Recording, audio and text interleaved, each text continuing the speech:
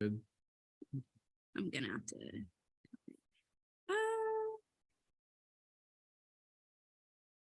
Okay, all right, go ahead. Senator Lazo. Senator Lazo. Absent. I think he's excused. I think they have a sheet. Yeah. I'm thinking of someone else. Oh, Lazier, that's what I'm thinking. Okay. Senator Herrera. Here. Senator Trainer. Present. Senator Neva Cruzat. Here. Senator Ebay. Present. Senator Kana.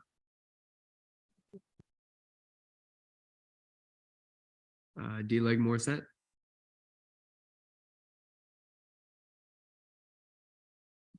D-Leg Morset.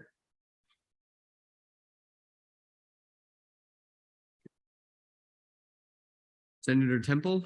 Present. Senator Voy. Present. Senator Bishop.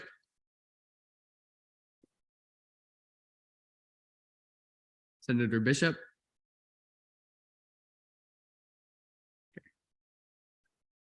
Kringle. Present. Senator Daedalus. Dismiss. Oh no. Oh, yeah, okay. DeCara. Present. Butler. Present. Campbell. Alive. Castillo.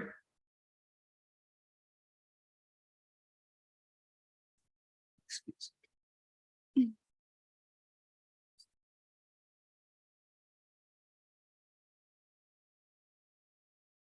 Lazier.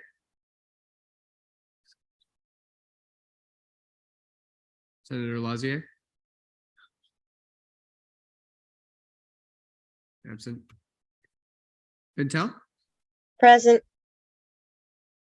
Hamid. Present. Versus dismissed. Rose.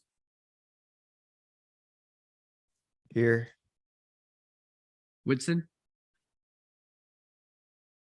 Here. Yeda. Here. Quiroga. Present. Carter. Chair Carter. Present.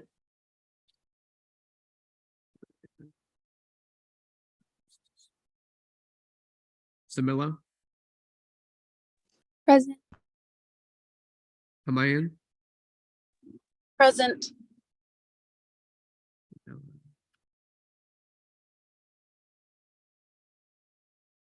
Yellowman Chili. Present. Shaw. Present. Acosta. Present. Borges. Here. Duke. Present. Hochfelder.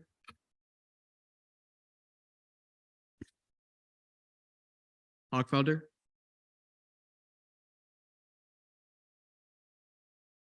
Speaker Holmes. Present. Hurst. Here. Kazay. Present. Barnett. Lacasse. Present. Polera. Present. Holman. Present. Richmond. Present. I'm here. Vasquez. Here. Kairos Rivera. Present. Pro Temp DeMarla. Here. Deezer Matal.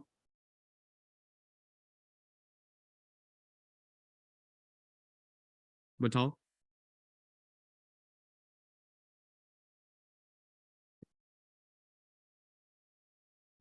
With a count of 37 out of 50, quorum is verified. All right, thank you. All right, approval of the minutes. Take a look at last meeting's minutes, and with that, I will take a motion. Dang. Put it up first. Kringle. Motion to approve last meeting's minutes. There's been a motion to approve last meeting's minutes. Are there any objections? Seeing none, last meeting's minutes stand approved. Take a look at today's agenda, and I'll take a motion. Hurst. Motion to approve today's agenda. There's been a motion to approve today's agenda. Are there any objections? Seeing none, today's agenda stands approved. I object. Oh, Samilo. Fiscal Bill 5507 needs to be seen on first reading and remanded to CRT. 1 second. Hurst, do you withdraw? I do. Yeah. So Samilo, can you repeat that?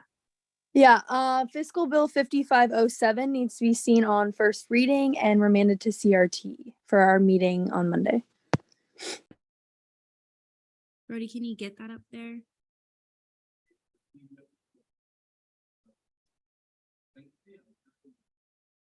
Someone needs to send the bill to Brody because he did not receive that. Does Kylie have it? If not, Kylie, do you have it? I'm sending it to Brody right now. We'll wait. Brody, let us know when we can approve today's agenda.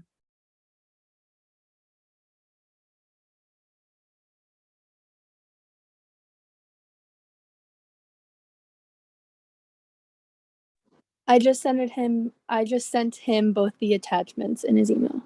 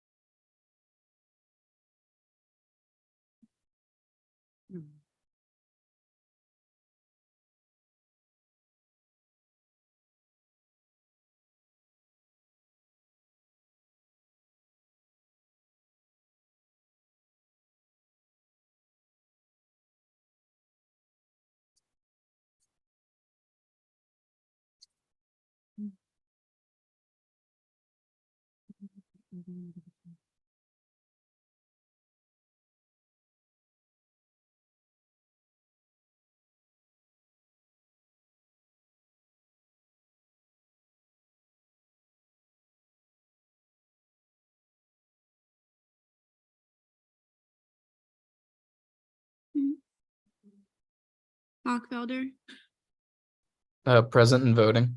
noted at 6:13 p.m.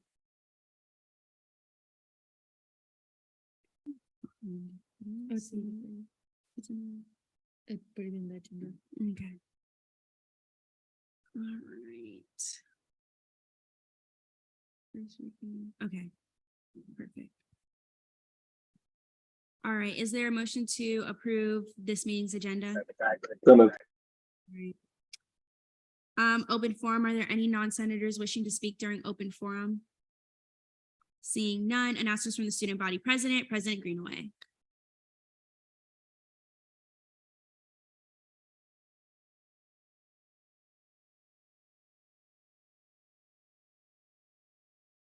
Hello, Senate. I hope everyone is doing well. I'm enjoying their summer, getting ready for the fall semester. It's quickly approaching.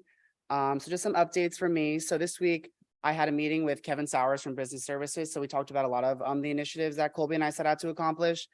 We talked about SNAP benefits. So that's something that other schools in the Florida state system already have achieved. So he spoke with FSU and got the process through Aramark. So Aramark is going to start the process of applying through the Department of Agriculture, I'm pretty sure, to start that process of allowing that to be accepted on campus. So that's good news. In terms of food options, so halal food options will be offered at Nitros starting in the fall semester. And we also continue conversations about incorporating more kosher and halal options in Restaurant Row, as well as kosher and halal food trucks. So that's also in progress. In terms of parking garages, parking garage B is actually going to be the first garage that's going to be incorporating speed bumps. So they're going to be looking into the engineering and the design of that And then we'll start that process of implementing those. And then if that is successful, they feel that they'll start bringing it to all the other garages. And finally, textbook affordability. So he's going to connect me with the bookstore to discuss textbook affordability, things that we can do here at student government to ensure that textbooks are cheaper for students. So that was a really productive meeting. I was really happy about it. I also want to encourage everyone to check out the renovated cultural center. So I was at the opening on Tuesday, and it was really exciting just to see the energy, and it's so bright in there, and it's really exciting. So I really encourage everyone to go check it out, and also interact with some people in there as well.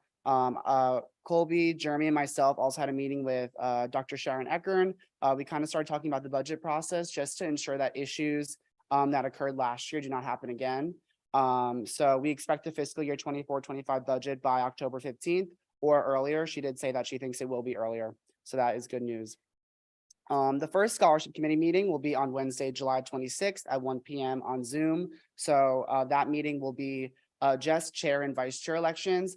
And the purpose that I'm starting the committee earlier instead of starting at the beginning of the fall semester is because I want to give time for the chair and the vice chair before the fall semester starts to get acclimated to their roles and also have the connections that they need to be successful, which would lead for more advertisement of the scholarships. I think tonight Senate's going to be having their scholarship elections for the Senate seats.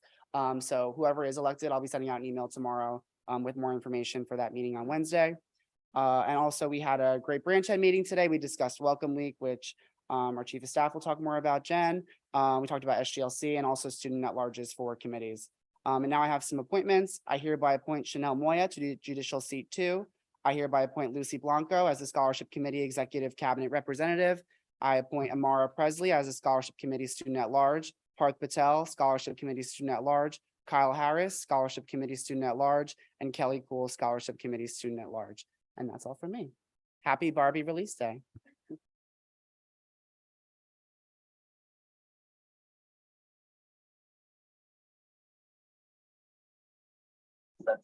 Are there any Temple Benham? All right, good evening, President Greenaway. Regarding the budget, when can you expect the ANSF Budget Committee to be convened? Well, can you repeat that? Can you guys hear me? It's a little muffled. Disregard that. Okay, if you want, you can type it. Okay. So statutorily, it's supposed to start, I think, the 3rd week of October, but I think similar to scholarship, I think it's important that we kind of hit the ground running. So I'm expecting at some point in September to get that started. We'll be electing ASNF next week. Perfect. Hurst, 2, if I may. you may. Okay, so for the garage speed bumps, was there a process picking which garage they were gonna do? I think that, yeah, there was like, they chose Garage B for a reason. I think that garage is one of the most trafficked garages because the Rec and Wellness Center is there. A lot of students also live in that area in terms of dorms. So I think that was just the best option they felt for picking that garage. That was a decision they made. I think also because I think the term is double helix, but I think because it goes down and like the ramps are both ways. I think that's why they chose that as well.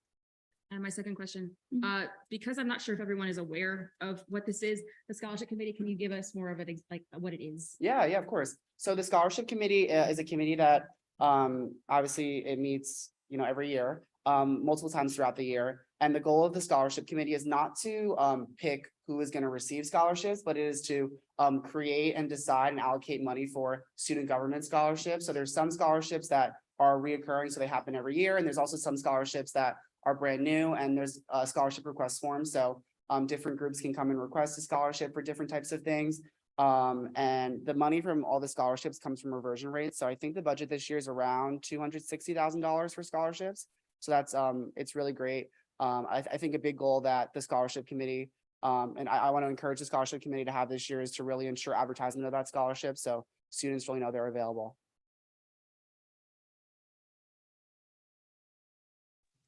Sorry, you're muted.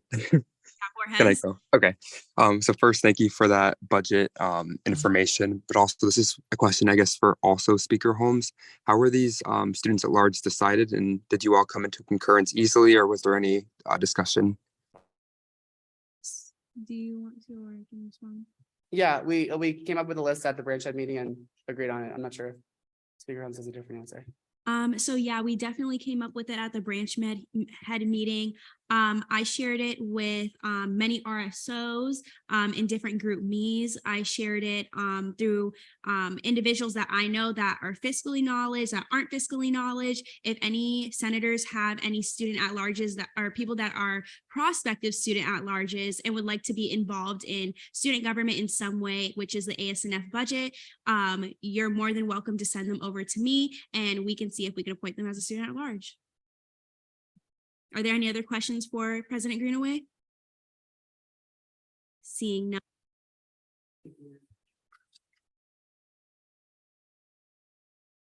All right. Sorry, I'm like editing some stuff, but announcements from the student body Vice President Smith. Good evening, everyone. Happy Barbie Day again. Announcements from me. Hi, Senate. We had our ASBE meeting this Wednesday and we talked about signing up for opening night in UCF Housing Move-In. There is more information on UCF Housing Move-In on their website. You just have to do a web courses and a waiver. So if anybody is interested in doing that, they have it on their website and you can sign up depending on the time and when you want to do it. It is on Sign Up Genius as well. We also spoke about the first 3 games for the football season. So just for that, you guys are aware and who would like to go to a football game. The first game is Kent State. It's on Thursday. The theme is First Bounce. The next home game is Villanova. It's the military appreciation, and Baylor is family weekend. Our next ASBE meeting is August 30th at the downtown campus. So that is it. All right. Are there any questions for Vice President Smith? Seeing none, thank you so much. All right. Comptroller's report, Jeremy Kane.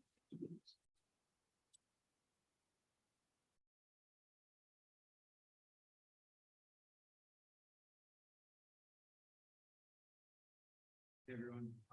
So for this week, just real quick to get the numbers, CRT balance is 478,620, 0% reversion. FAO 258,486.96, 0%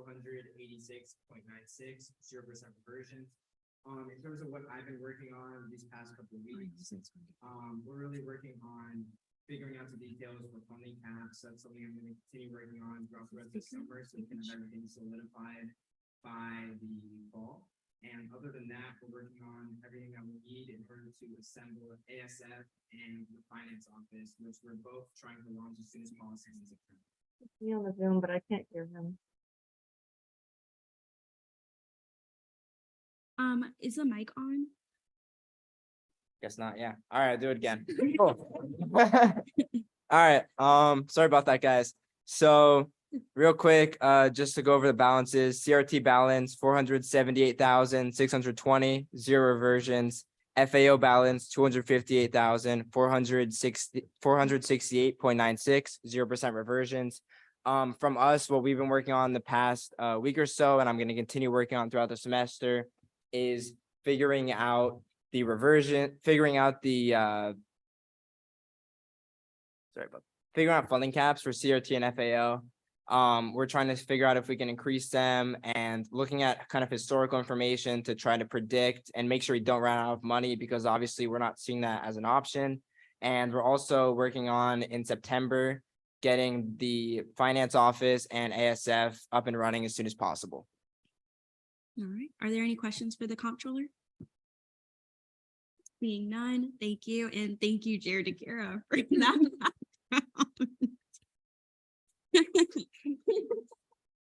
Are there any questions for him? No? Okay. That was very distracting, but that was very funny. All right. So at Attorney General's report, AG Moore. This is on, right? Yeah, it should be. Try talking. Hello. Can y'all hear her? I think it is. Okay, yeah, sound like it. Good evening, Senate. So this week I officially published my first opinion. It is now on the student government website, so go check it out. I also met with LJR today and I found another grammatical error I would like to fix in the statutes. And I also am going to judicial retreat tomorrow, and I'm excited to present to them ideas for collaboration. Awesome. Are there any questions for AG Moore? Seeing none, thank you. All right, Cabinet Forum, we have Chief of Staff Sabrino.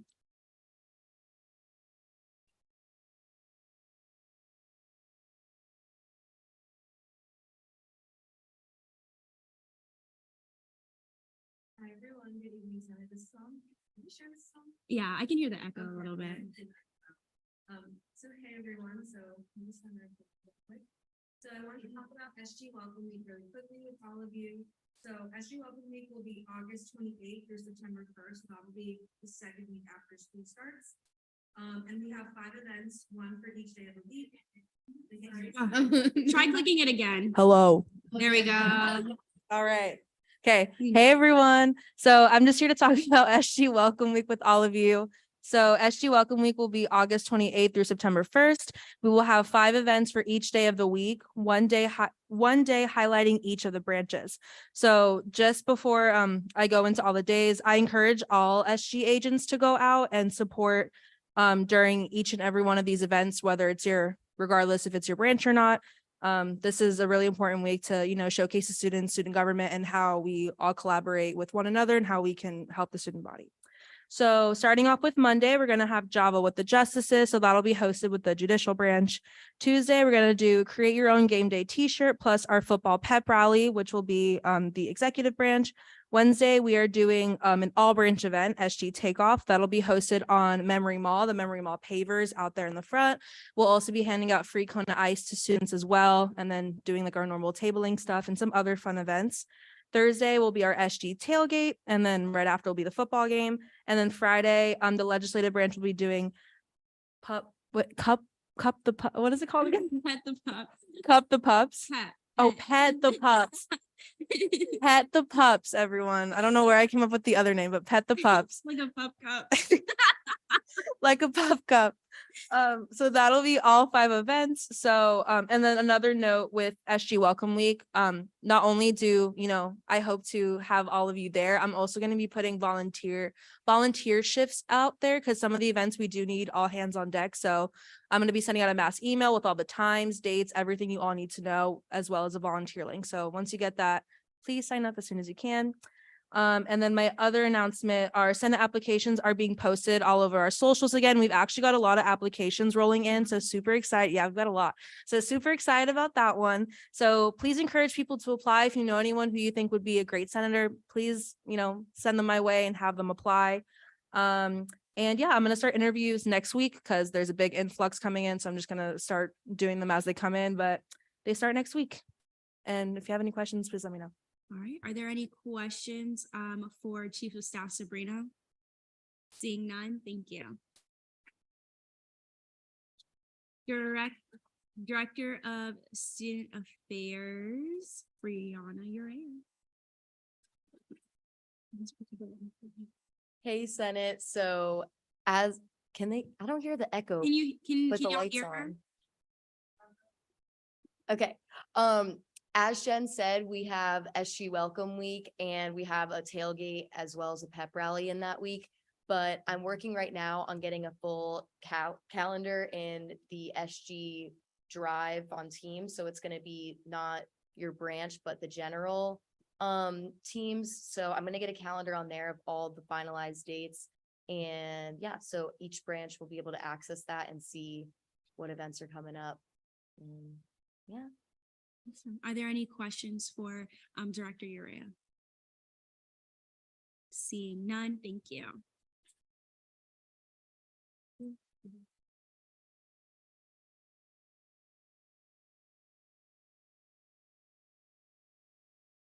All right, announcements from the Chief Justice, none. Announcements from the Supervisor of Elections, none. Announcements from the Activity and Service Fee Committee Chair, none.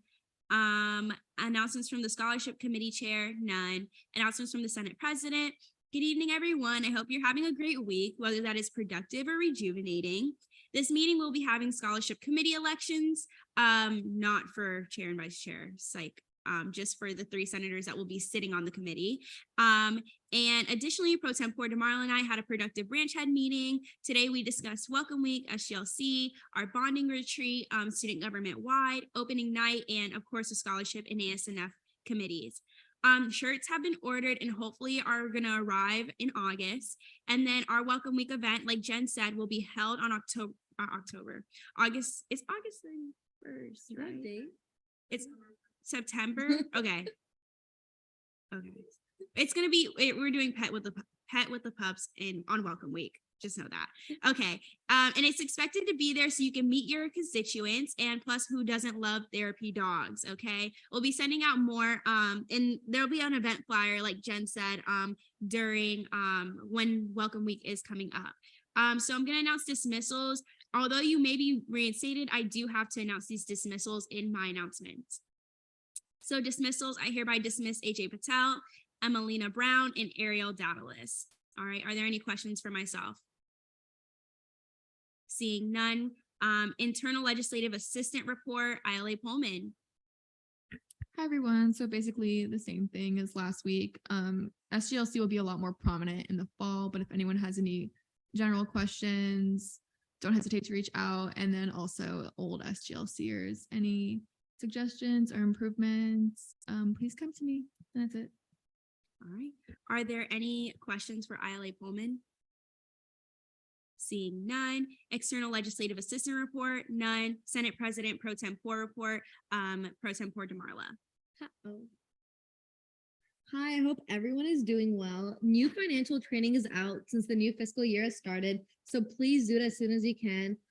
We will be getting the list from the ANSF business office to determine who has completed the course or not.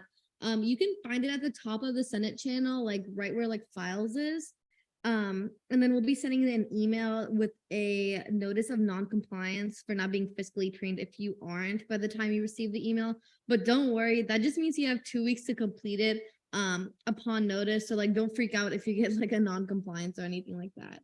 I've also been having conversations with Assistant Dean Saleh of the College of Health Professions and Sciences, and to have our CHIPS senators sit on their student advisory council, and that has finally been set in stone. So be expecting updates from them about like every month or so.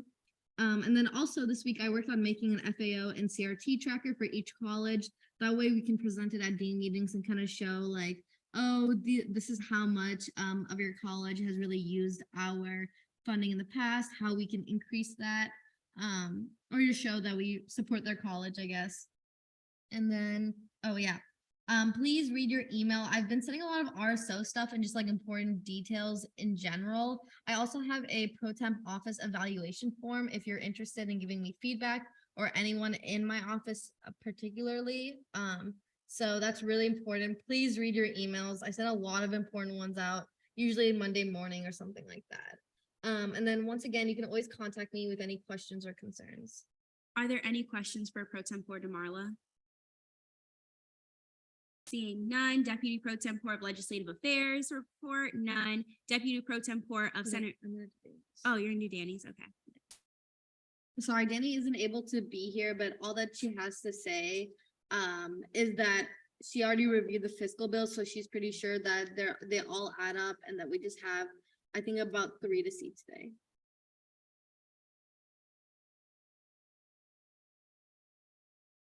All right. Are there any questions regarding the DLEGS report? Seeing none, bye. Deputy Pro Tempore of Senate Relations report, none. APIA caucus, none. Black caucus, none. Disability caucus, none. Latin Hispanic caucus, Chair DeCara. Hello, we just had our vice chair elections today, and I'd like to welcome, she just left, Vice Chair Blanco. We just did that today. Additionally, we discussed ex officio seats, merge ideas, and the fact that Hispanic Heritage Month is literally right around the corner. Next week, we have the coordinator for the Knights of Distinction program coming to speak with us. And also we are starting to begin the logistics of the caucus in preparation for Hispanic Heritage Month. Are there any questions for Chair DeCara? Seeing none. LGBTQ+ caucus, Chair Carter. Carter. Hey everyone, we're having a meeting tomorrow at 11 a.m. Are there any questions for Chair Carter? Seeing none, Women's Caucus, none. I would like to take this time to say that there will be an emergency meeting for Black Caucus on Tuesday at 5 p.m. and an emergency meeting for Women's Caucus on Monday at 5 p.m. So if you are part of those caucus, please be present so that you can elect your new chair. Or if you want to be part of it. Or if you want to be a part of it. Yes, thank you. That's, wow, I should have said that. Anyways, are there any questions about that? No? Okay. Unfinished business. I do not think, we will not be seeing the confirmations today. Let me double check. No, we're not going to see them today. Nope, we will not be seeing them today. So fiscal legislation, I will take a motion. Hurst. Motion for 5-minute speech, 5-minute questioning, 5-minute debate. There's been a motion for 5-minute speeches, 5-minute questioning, 5-minute debate. Are there any objections? Seeing none. Notice of legislation on second reading bills, fiscal bill 5501, funding for Night Riders Motorcycle Club to host Fall Night Riders track event at Jennings GP on September 23rd, 2023. D-Leg Morset. And I'll just be talking. Okay. 5 minutes. Pro Temp Coordinator, 5 minutes when you're ready. I'll just yield to the RSO. I think, are they here? Just kidding. Okay, then I'll introduce. I apologize. I thought they were gonna be in the meeting somewhere. Let me click on this. I'll just restart your time then. This is funding for the Night Riders Motorcycle Club to host the Fall Night Riders track. They've done this for, I think, a few years now. We definitely saw this last year. So they've been doing this for a while. They do amazing stuff. You know, motorcycle racing is not for the faint of heart.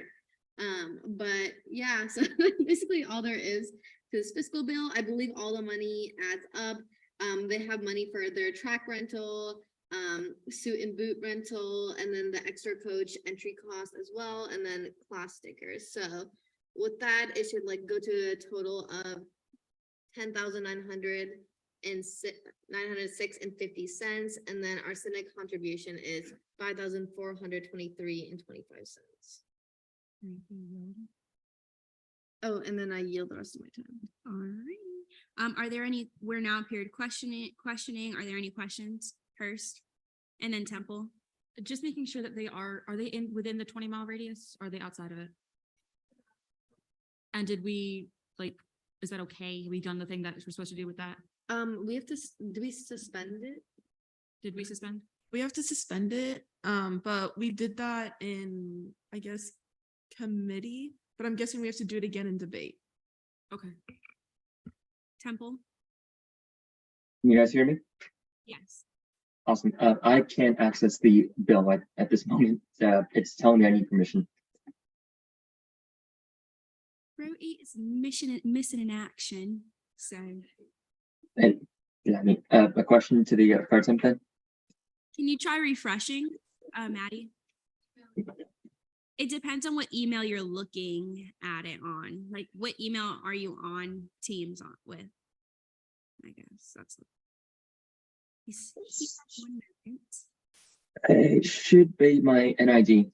It's my NID. The NID one.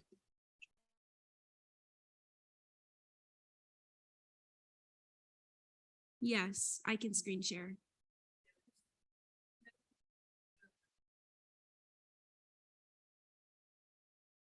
All right, take a good look at this because it will be gone. I'm just kidding. Oh gosh, I'm so messed up. That was not okay. Okay, here you go.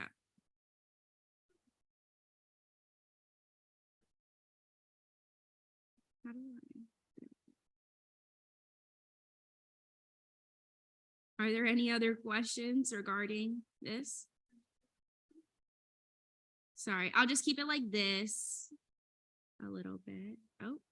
Oh, I'm sorry. I'm not tech savvy. There we go. Perfect.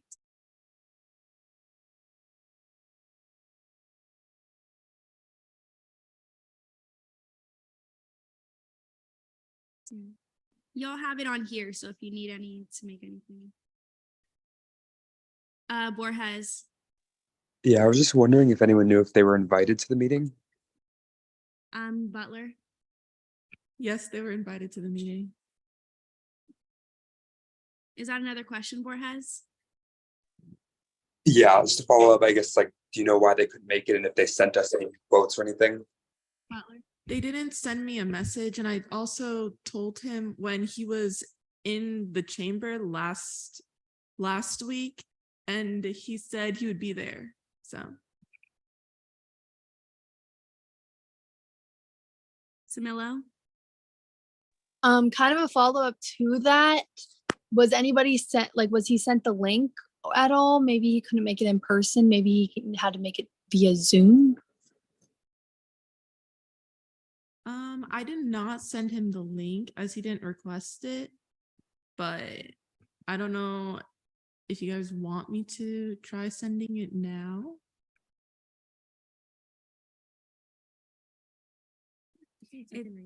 it's on second reading. If you want, you can table this, revisit it and see if he joins the Zoom, or you could just, this is y'all, if you want to pass it and then see it on third reading, you can do that and have them be there for third reading. It's totally up to you. But we do have business to see in other fiscal bills first. Brody, can you correct me if I'm wrong? Did we see a similar bills at this last session for like the same group? And we approved it? Okay. We what? Asking about when we saw it last time, was it approved or something? Oh, like last session. Hey, y'all, try the link now.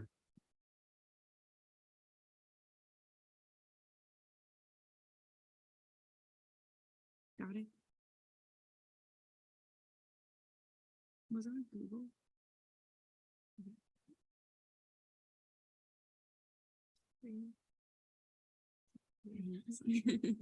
So the good news about, just to help people know what's kind of going on with the access stuff, the good news is that this is proof that, like, in the new system, once we kind of have removed all the Knights accounts and everybody's in their NID account, it's going to be so much simpler, because I can just say anybody at UCF can review it, and then I can just post the link, and then you're all good because you're all part of the UCF team.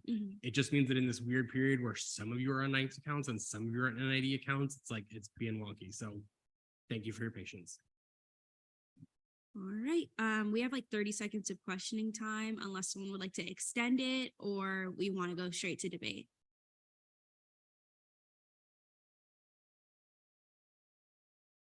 Sandlin, Move to debate. there's been a motion to go to debate. Are there any objections?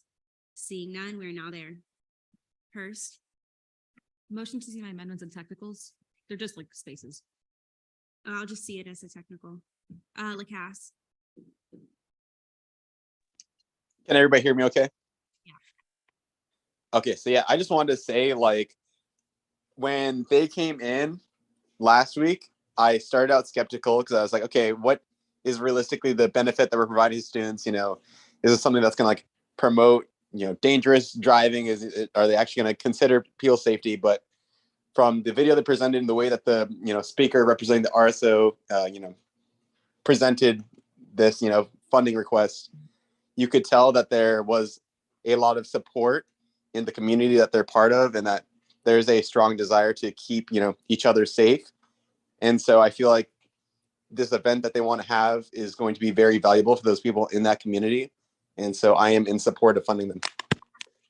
Hurst, I remember this one was done last session, I believe during the spring, if I'm not mistaken, for the same thing. And it was for a controlled environment. It's also for safety reasons. They're just trying to make sure that they can do what they love in a safe environment. And I see no reason not to approve this. Pro Tem?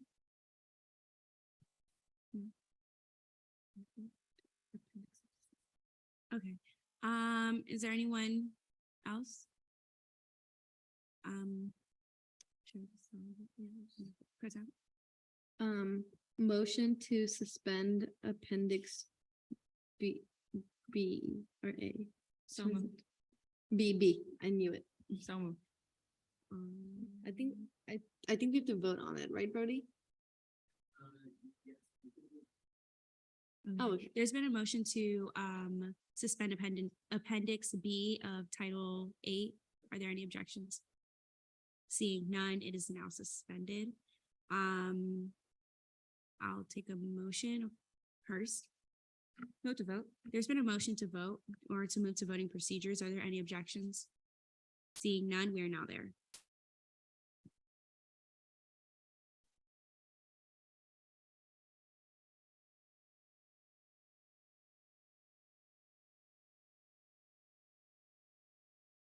Okay.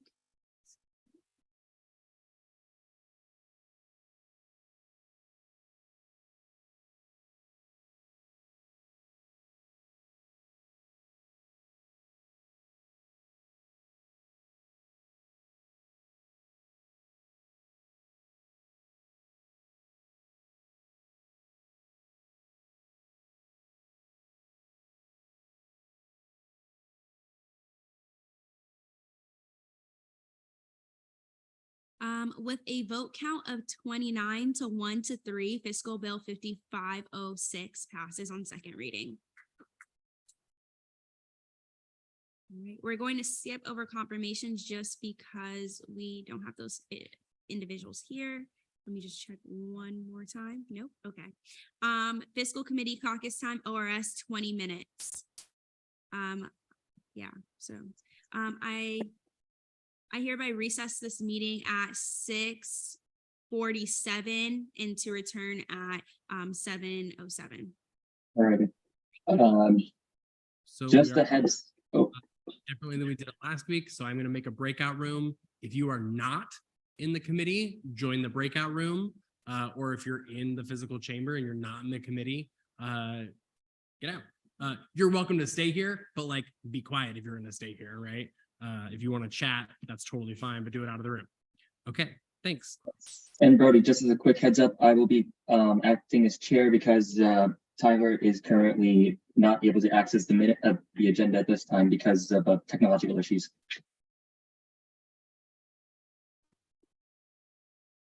Ethan, So- I'm so sorry. I just cannot hear what you're saying. Correct. I will be acting as chair for this meeting. Can you hear me now? I'm really sorry. There's some people Let's talking. make sure to leave the conversation outside the chambers or else it's trying to converse. Yeah. Tyler just typed it out and I am currently acting as chair. Can you hear me now? I'm afraid I still can't hear you. Do you think you can change where your microphone is coming from? Or if you can maybe like connect with your phone and use that as a microphone? Can you hear me now? I still can't.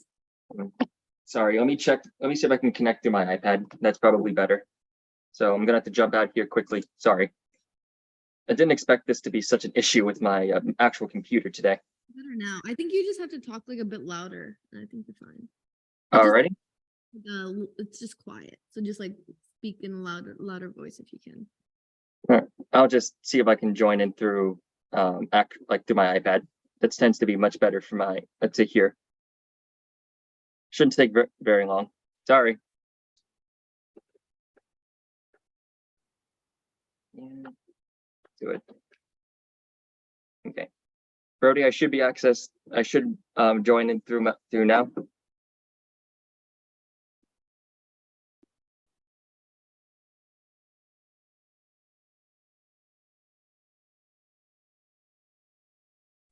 Now can you hear me? Yes, that sounds. Brilliant. All right. Sorry for the delay. I hereby call this meeting to order at 6:49 p.m. Roll call verification of quorum. Pro temp rep. Chair Borges. I'm here.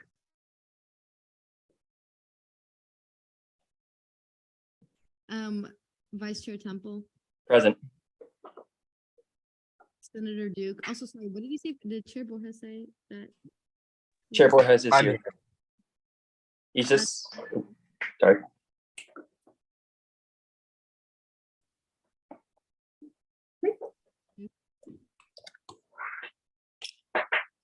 Is Duke here? She's in the meeting. Excuse her for now. Senator. Right. Kenna, Present. Senator Larson.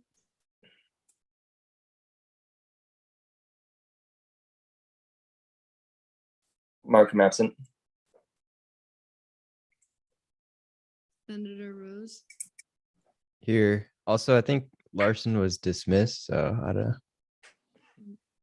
Who's Larson? I know Duke has resigned from ORS, so we might need to knock her, remove her from the agenda. Wait, was Larson dismissed from ORS? From like Senate as a whole, I think.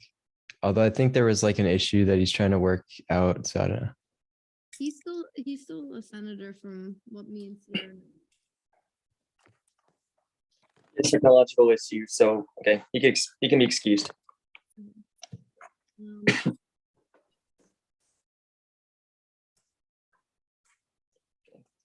I'm just gonna say present. Present prep here. And with that, is verified for this. Awesome. Approval of the minutes. Let me link those quickly. Sorry, this is all very very ad hoc at the moment. This should do it. Thank God for my computer, actually. Let's see.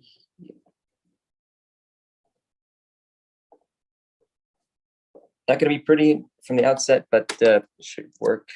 Okay. If you can have everybody take a look over last meeting's minutes, I will take a motion. Motion to approve.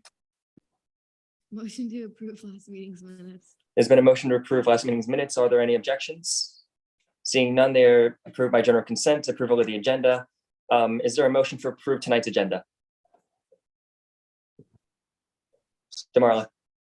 All right, any objections? Seeing none, announcements from the chair. So again, I'm acting chair today. Tyler is present, but he is unable to access any of the minutes because he is away from his computer at the time. So until that is either remedied or this meeting has concluded, I will be acting as chair for this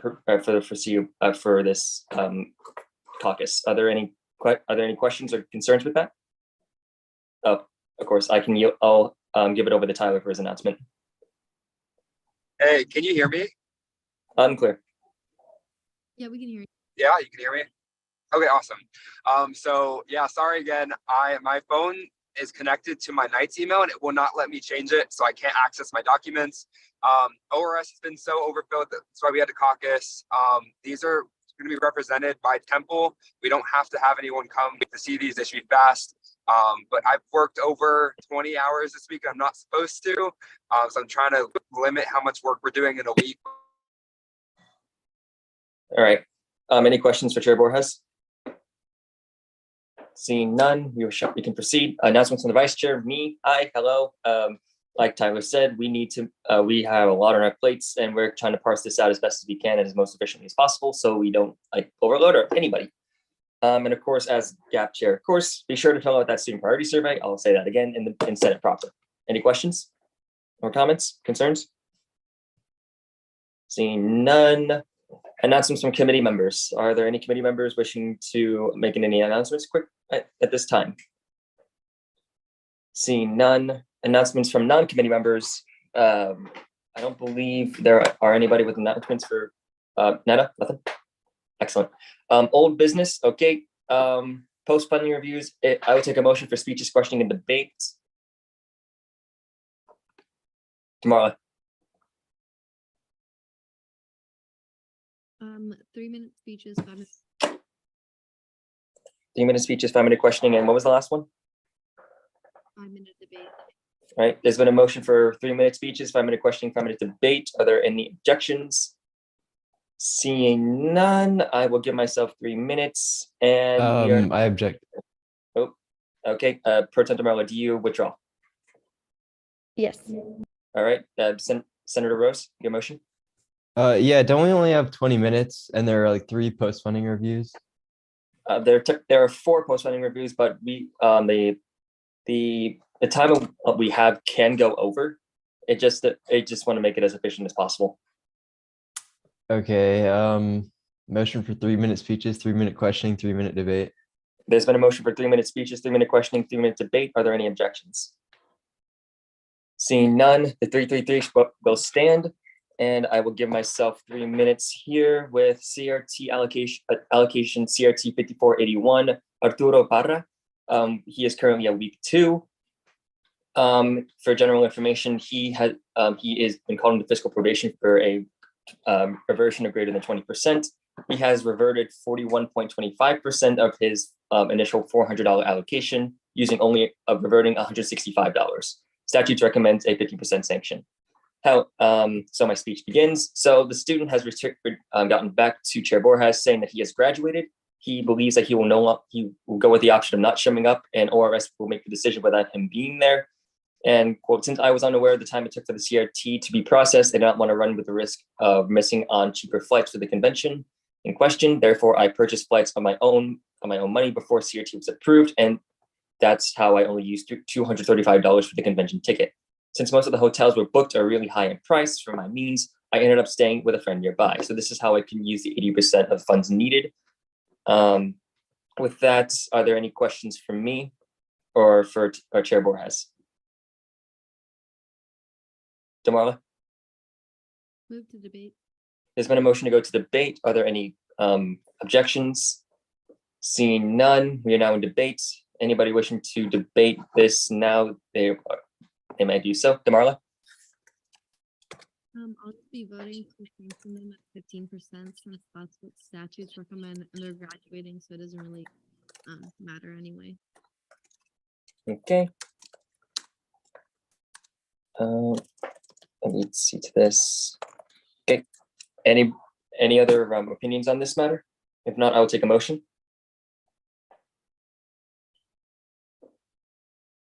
Damarla? Motion to sanction this individual at 15%. There's been a motion to sanction the individual at 15% and remove them from fiscal probation. Are there any objections? Seeing none, for members of the committee, you can do a check, the same as before, check mark, X, or abstain. Okay, I will abstain. With a vote count of 4-0-1, the individual is hereby sanctioned and removed from fiscal probation. CRT 5492, Ashley Sue, week 2. Her reversion is also greater than 20%, specifically 29.33% sanction, reverting $293.28 of $1,000 allocation. Statutes recommends 15% sanction. You should have access to the ORS letter that is linked, and she is comfortable with the decision being made without her present. I will read directly from the letter right here in case you guys can't see it. Oops. So, dear Operation Review and Sanctions Committee, my name is Ashley Sue. I am a medical student with UCFCOM, and I'm writing this letter in lieu of my absence at the meeting, as I'm working at the hospital currently and unfortunately won't be able to make the 4:30 p.m. times. In this letter, I would like to provide my viewpoint to the ORS committee regarding my notice of fiscal probation due to reversion of funds greater than 20%. In my TRF, I estimated the total cost needed to be around $1,000 for my attendance to present at the research conference last fall. The breakdown of the estimate was from my understanding at the time that I could cover the hotel for both my research partner and I, as well as other transportation and food, while my fellow presenting research partner would cover the flights for both of us. This TRF is what that information was approved and screenshot below. So the TRF in particular breaks it all down, saying that there was nothing for registration, but there was a transportation cost of $150, saying that detailing that was other transportation, Uber, train, bus from airport and back. The hotel was $500, Century Plaza Hotel for 4 nights, 2 to 6 of November at the King Studio, and had specified other additional costs, including food for 2, research partner and I, and 3 meals a day from the 2nd of November to 6th of November, totaling up to $1,000. Thus, due to the TRF approval with the aforementioned items, I was surprised at the process of paying for the travel costs. Only airfare, hotel, and conference registration would be covered. I paid for the conference registration fee for about $350 out of pocket, as the deadline was prior to CRT approval. My research partner used her CRT portion to cover her flight in the hotel room. So I was only able to spend $707 on my own ticket and leaving $293 remaining. I appreciate ORS for giving me a chance to explain the details. I apologize for my misunderstanding and confusion about what specific items the funding can be used. I understand now in this reversion of funding what will happen in the future. I'm extremely grateful for the funding I received that only through which I was able to present our work at the research conference. It gave me the opportunity to meet and connect and gain new perspectives while participating in the events with the workshops. Please let me know if I can provide further information. Sincerely, Ashley Sue.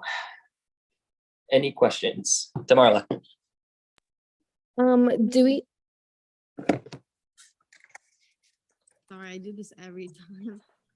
Do we know, like, were we able to pull up the meeting minute notes to see if they mentioned to the individual that we couldn't cover these costs? Because I'm just wondering why we affirmed it if we knew this in the beginning, or do we just like not know that this is what her cost breakdown was? I personally haven't been able to look into that yet. Tyler, were you able to look into it? Yeah, Chair Borges. Yeah, I don't have access. I don't have access to that. I know I was chair during it, so I was pretty confused why I didn't. But I know Netta's here. But I will explain, at least from memory, what I think was already asked.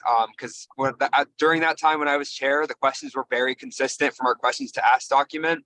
And we asked her if she understood everything. You know, in her request, she did not have either. She didn't have food, or we would have noticed it at that time because we were not super overloaded. We would have definitely noticed it.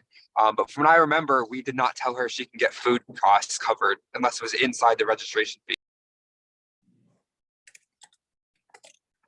Okay. Anybody with questions to that information that was just disclosed? Damarla. Move to debate if there's no other questions. All right. All right. There's been Tyler. I was going to see if Damarla wanted to pull that back to wait for Netta to give an answer. Yeah. Damarla, did you still want to make that motion, or do you want to wait for Netta? Yeah, I'll make a motion to table it then. Yeah. Is that a motion? Yeah. So, all right. There's been a motion to table CRT 5492. Are there any objections?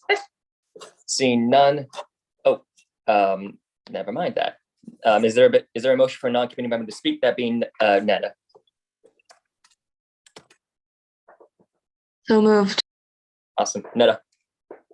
So I have a couple of the FAO files because when we made the transfer to Teams, I did that and I just never deleted them off my computer, but I don't have the ones for CRT. But do you know like what meeting it might have been? Do you remember if it was like fall? It must have been fall, right? I can double check that here thanks to Google Docs, funny enough. Let me see, 5492. Nope, I do not have that in my, oh wait, this might help. Nope, I don't have it for some reason. Strange. I can look through the files and I'll try and find it.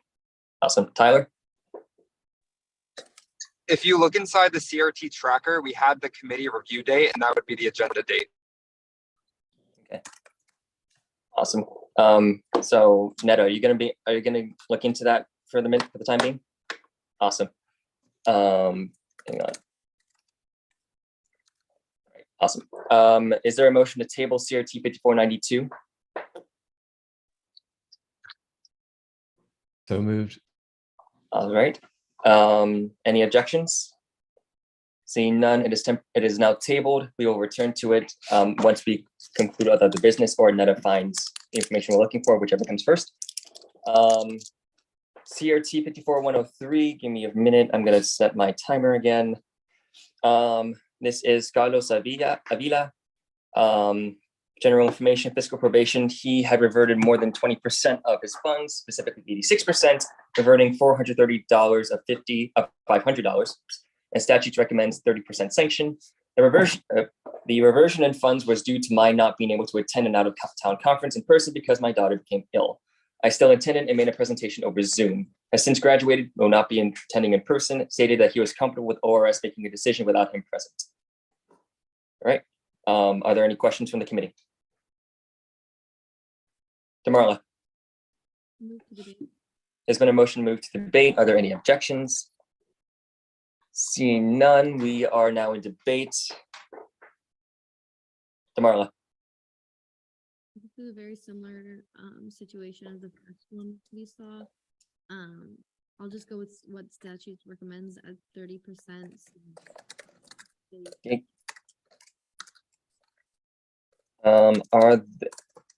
Anybody else with debate or just on this?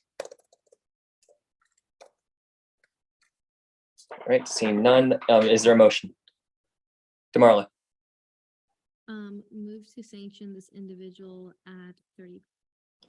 There's been a motion to sanction this individual at 30%. Are there any objections? Seeing none, the committee is now free to vote. Check for a green check, yes, X no, and abstain, which I will do. Okay. Kenna? Okay, with a vote count of 4-0 to 1, the individual is sanctioned at 30% and hereby removed from fiscal probation. All right, last one, then we can circle back around. FAO 5488, the Pineapple Theater Club. This was something that is relative. This was that we had received information from most recently, because this is something that we hadn't yet seen in ORS in particular. But between Monday and today, we received information from them. So they have been called in for fiscal probation because of a reversion of greater than 20%, specifically a 32.46% reversion, reverting nearly almost $1,428.27 of a $4,400 allocation, right? And statutes hereby recommends 15% sanctions. However, the accountant Kathy Lee has stated per her numbers, this club had spent almost all the amount allocated. Supplier invoices from Workday and payment receipts attached for your reference. I kindly request you reconsider the fiscal probation of this club since they use their allocation wisely and for the purposes requested. Documentation from Kathy Lee shows that the RSO had used $44,383.73. Are there any questions from the committee? And Tyler, if you want to expound upon this one, by all means, you are free. I will let you. Tyler? All right, Chair Borges. Yeah, just from looking over, basically the accountant said, I have no issue with what was submitted. I think the only issue I have is that maybe Fong's tracker may be incorrect, and we'll try to fix that. But for everything should be good to go ahead. Stand by. Demarla? Sorry, Ethan. Oh.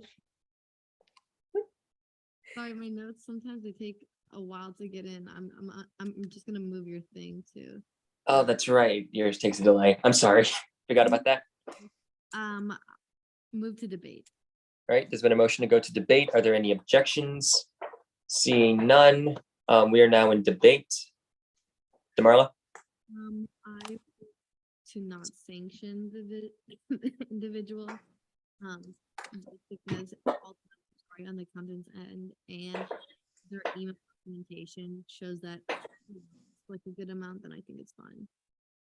All right. Anybody else wishing to debate on this? If not, I will take a motion. Motion to move to vote. Senator Kenneth, sorry, but I'm gonna have to have you raise your hand so we can recognize you. Kenneth? Motion to move to voting procedures. There's been a motion to move to voting procedures. Are there any objections? Seeing none, sorry to be a stickler, just it's kind of one more formality. We are now in voting procedure. All those who wish to not sanction the RSO or move them to fiscal probation, you can put a check mark. Those who those who are against will put a red X. Ooh, that was dangerous. All right, with a vote count of 5-0 to 0, the RSO is not sanctioned and hereby removed from fiscal probation. Is there a motion to return to pick CRT 5492 up from the table? All right. See any objections? Seeing none. Perfect. We have the minutes here. Thank you, Netta. You are amazing. Let's see. Let me see. CRT 94. Oh, 92. Here we go. Priscilla was okay. So I'm going to read from the CRT minutes, the CRT caucus minutes, funny enough, from the 15th of September, 2022. This is CRT 5492 is actually the same as CRT 5491, saying that in the particular 92, it says that same as Priscilla when it comes to everything related to the conference, only requesting travel due to the fact that she paid registration and Priscilla will be paying for lodging on her behalf. Okay. Damarla? Are we in questioning? Yes, we are now in questioning. Anybody, all those wishing for questions may say so now. Damarla? So just to confirm, she didn't mention that she was getting anything for food, and if you can look at exactly like the document she sent, it doesn't mention anything about food, does it? Stand by, opening those up. Nothing from the questioning reflects that. No. So let's see. Abstract. Nope. Let's see. Century Plaza. No, there. Senator Rose, and then President Damarla. Oh, Damarla, do you say it doesn't mention food in the letter, or? Yeah, like sometimes they submit documentation as to support what they're requesting the money for. So if they had food in that or in the speech or questioning. Oh, well, in the in the screenshot, like in the notes, I see food for 2. Which one is that, Senator Rose? In the letter that she wrote, there's like a screenshot of the TRF form. Oh, that is a different. Oh yeah, like in the TRF, yes, but we're trying to find where this is in particular in the documentation from when they submitted their application initially. Does that make sense? Alrighty. Chair Borges, do you have? I'm going to defer to you on this one. Do you see anything of that would clarify this? I mean, if Netta has the supporting documents from the tracker, in that old tracker, it should link to all the supporting documents. That's where they would. Is there a motion for a non-committee member to speak, that being Brody? Any objections? Brody? I was just gonna say, I think you all are on the right track. The agenda that was submitted, if you dive into it, there is at least one day where it says lunch, but there would be no reason to assume that meant that we were paying for that lunch, right? There are some breakfasts included in the agenda, which is fine and normal. And there are some lunches that are included, it looks like, but just because it says lunch on your own does not mean that you would be expected to pay for that. Okay. Any further questions to what Brody had said, or to anything regarding this, Damarla? I'm moved to debate. There's been a motion to move to debate. Are there any objections? Seeing none, we are now in debate. Damarla? Oof. I also agree. I didn't see anything about food anywhere in that meeting minutes. But I think we should sanction them at 10% because they did communicate with us, and it's not their fault, according to the letter, that they couldn't make it to the meeting. Okay, and that was 10%, correct? Did I hear that right? All right. Anybody wishing to deliberate further on this? I will take at least one more piece of debate before we proceed. Rose? Would they not have had access to the TRF form? I'm not too sure about that one, honestly. I'll defer to Chair Borges on that one. Was the question just if CRT had the TRF form? Yes. CRT does not receive those forms. That is post-Senate. Okay. Oh yeah. Okay, my bad. All good, Rose. It's all a learning process. and a major learning curve, especially in this field. Anybody wishing to debate on this? We currently have 10% on the floor now for a potential sanction. Demarla, Move to sanction this individual at 10%. there's been a motion to sanction the individual at 10% to remove them from physical probation. Are there any objections? Seeing none, we are now in voting procedures. All those who wish to sanction, check, green check.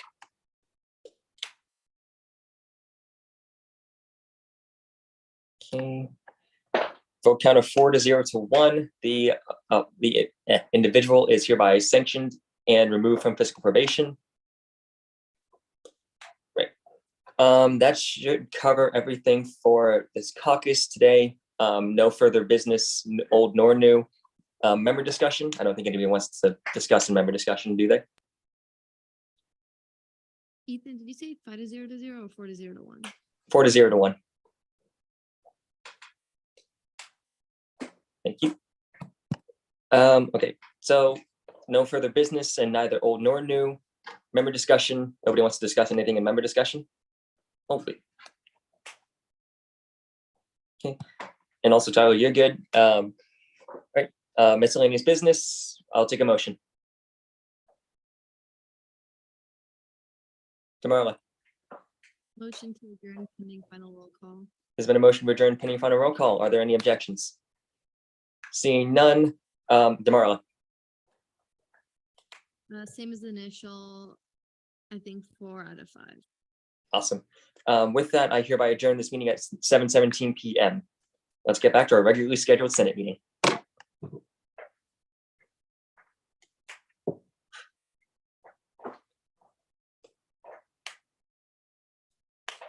Kira's not here yet. We'll just resume whenever she joins us again. Okay, so maybe not return, maybe not resume our regularly scheduled meeting quite yet. I'll stage a revolt. That's what I'll do. A coup d'etat, you're suggesting. Listening. No, Kendall. No, it's a terrible idea. We're well past Bastille Day by 6 days. I heard there was a coup. Better late than never. Oh dear. Yes, Jace.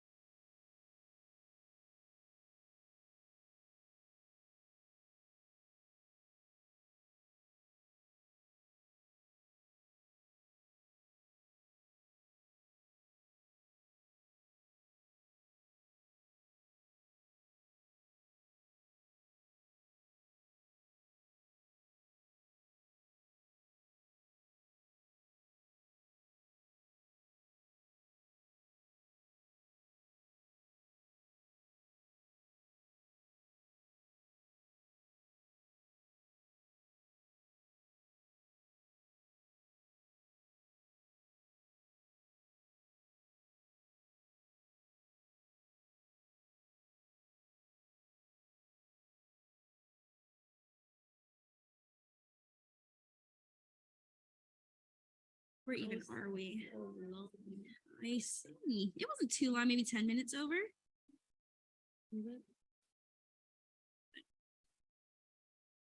12 minutes over. I reconvene this meeting at 7:19 p.m. Where was this? All right. Fiscal Committee report, CRT Committee Chair Samillo. Hey guys, so in committee on 7/17/23, we had new business allocations that we approved was 55,042, 55,044, 55,045, and we did postpone allocation 55,043. Therefore, we approved 3 allocations and postponed 1. We had no fiscal bills, PPI'd, or denied allocations. I will fix that in the agenda, and that's all from me. Are there any questions for Chair Samillo? Seeing none, FAO Committee Chair Butler. Hi, Senate. I'm back to being the FAO chair after last meeting.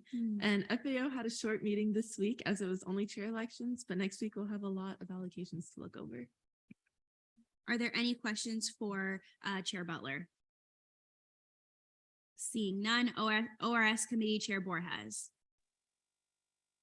Hey guys, another really long meeting for ORS that we had to caucus. We're gonna probably be caucusing every week from now on. One of the big things for everyone is that I'll be sending you all an email if you haven't done your financial training tomorrow.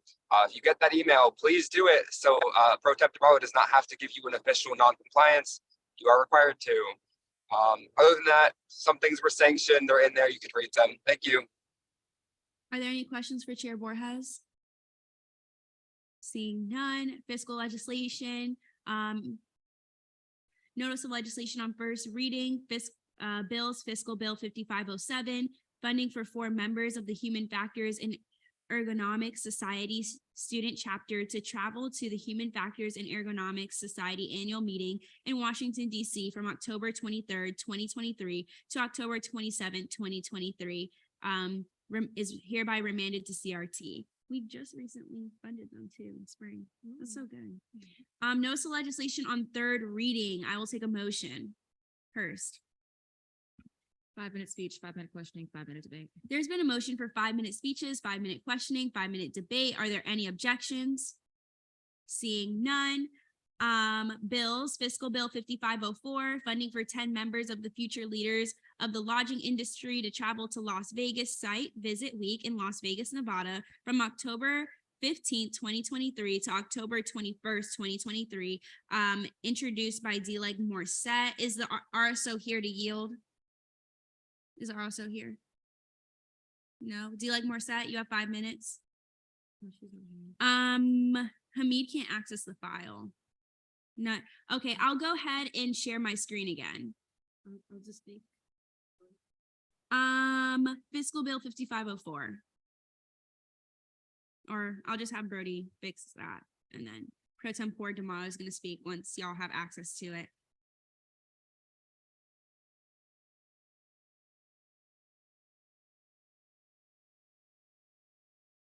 Growing pains with teens. It's okay, Brody. We feel you. We are on your side.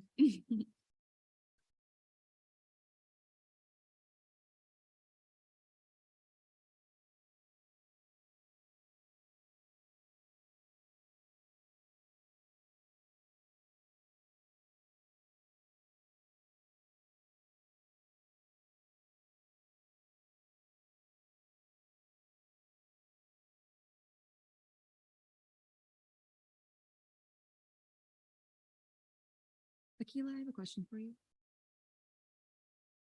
Go ahead and check. Just a really quick thing. Carlos Acosta cannot access web courses at all right now because of the email transfer. How would you expect him to do the financial training? He has so this non-compliance just means that they have 2 weeks to do it. So I'm expecting it to be, you know, good by then. But if anyone has like an issue with web courses, email me so then I can just give your non-compliance a bit late. Yeah, because I'm having that same issue too. I'm not gonna lie. Yeah, I totally get it. I'm not blaming anyone for this at all. Y'all should have access. Can someone give me a thumbs up about access? Okay, great. Okay. 5 minutes when you're ready, Pro Temp. We saw this bill last week and I'm pretty sure everything checked out. We changed the numbers so that they added right. And then Danny also informed me that she just double checked again today. So based on that, that's like all my speeches. All right. Are there any questions? We'll go Hamid then Sandlin. I don't know if I'm looking at an old version of the bill. It is the one that's like on the thing right now. But I only checked the first one for lodging, but I think that the first line is incorrect based on the math given in the description. You can make an amendment or like call that as a technical. Wait, did it open it? Yeah, I'm opening it on my phone because I can't do it through here. Oh, you can't?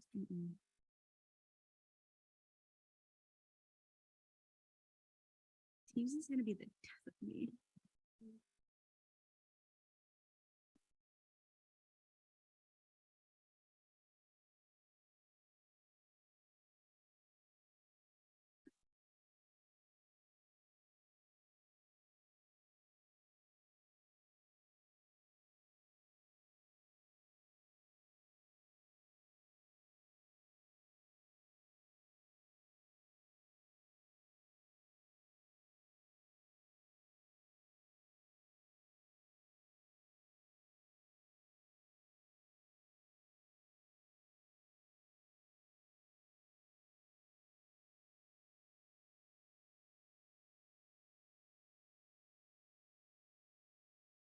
Sebastian, I don't know what you did, but if I accept your suggestion, the link goes away. And if I reject your suggestion, the whole thing goes away. So I don't know what you did, but you broke it. Sebastian, can you command Z or control C? Z?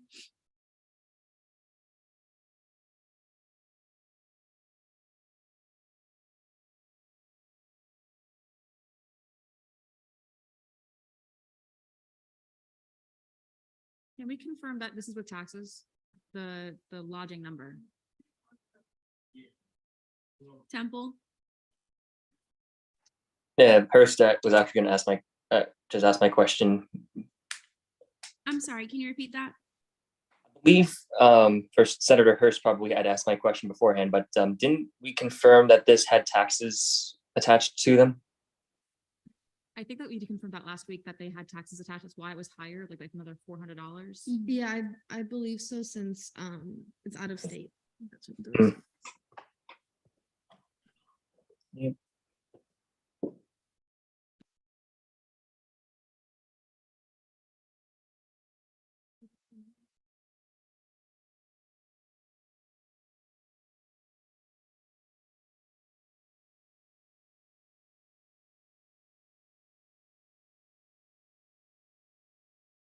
But are you able to screen share it?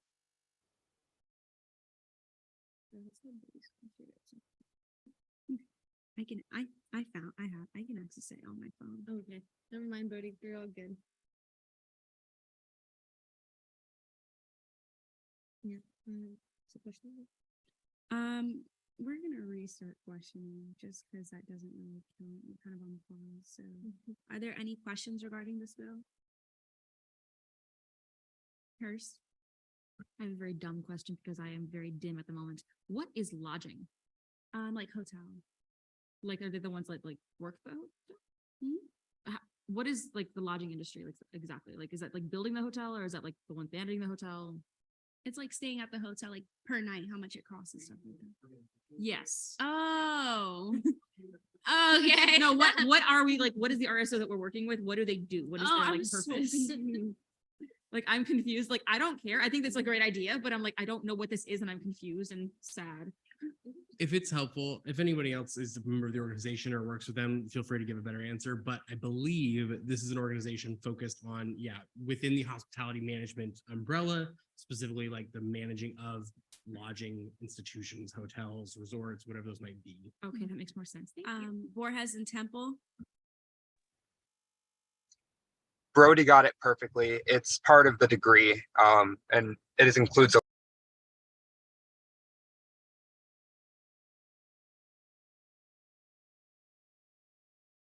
Thank you, Brody. Are there any other questions? Temple? Can you hear me? Point of information to this. I've pulled up the last meeting's last meeting live stream, and and I have the numbers before right now. As it turns out, they had to pay something ahead of time, $666.39, and by the time they reached the resort, it would be $4,038.56, which matches up the number that's on the bill now. So we just need to account for the additional money funds and the lodging. If you need me to repeat or add it in. Well, so that means that it's not tax included. It's what the prepaid thing was. Is that what you're saying? That's what I'm trying to pull from the information here. I can listen to the stream itself and try to gain more information from that. What is this extra $400 that we're seeing that we're not being able to account for in math? So it's actually may I answer that? Sierra? Okay. May I answer? He wants to answer a question for me. Okay, so it's actually so what I'm gathering here, it's the payment is split between two different costs. If you were to go to the live stream from last Thursday, you can go. It's at 2 hours, 14 minutes, 50 seconds, and it's split between two different methods of splitting it. There's a payment now, and then there's a payment at the resort. I'm going to stick as close as I can to the language of it so I don't trip anybody up.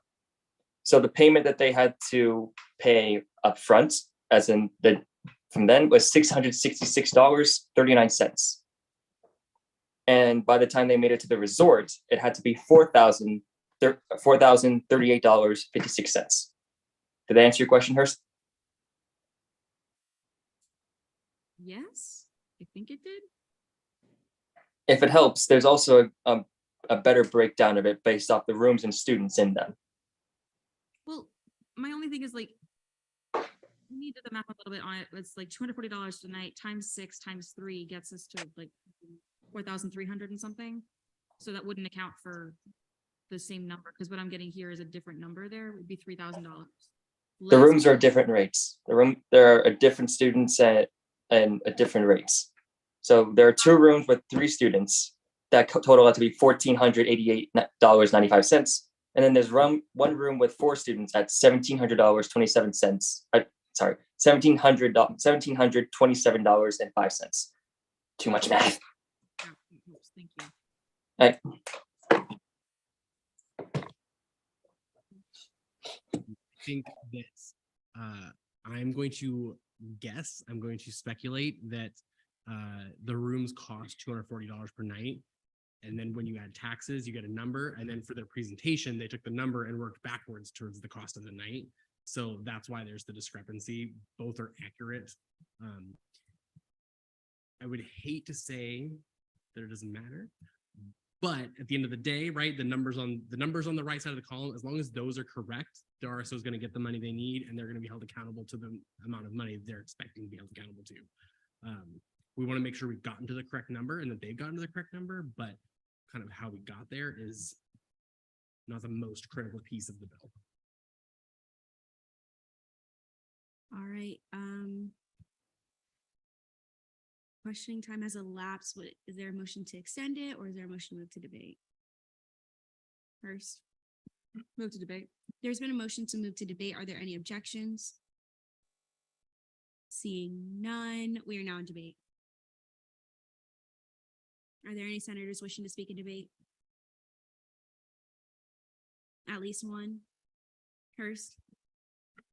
Now that my math is, making more sense in my own head.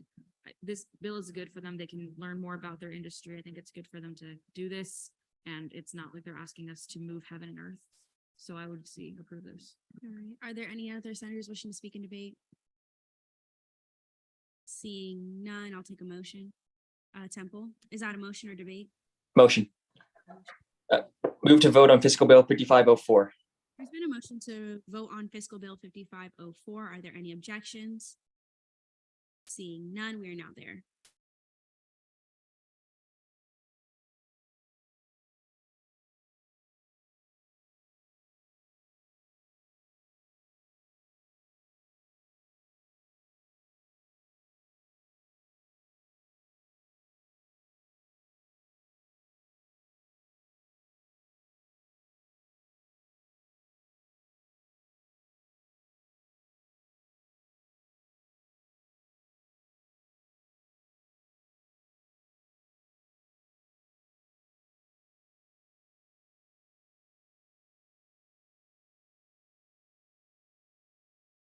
With a vote count of 32 to 0 to 1, fiscal bill 5504 passes on third reading.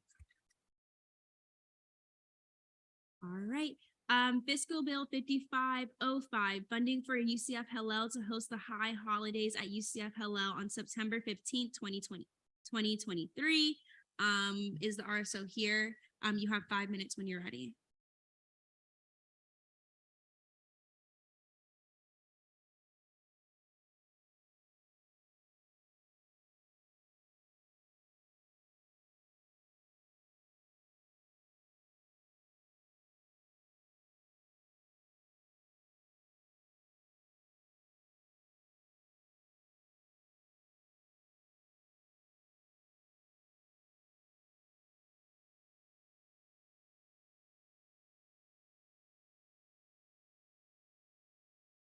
I don't see anything here.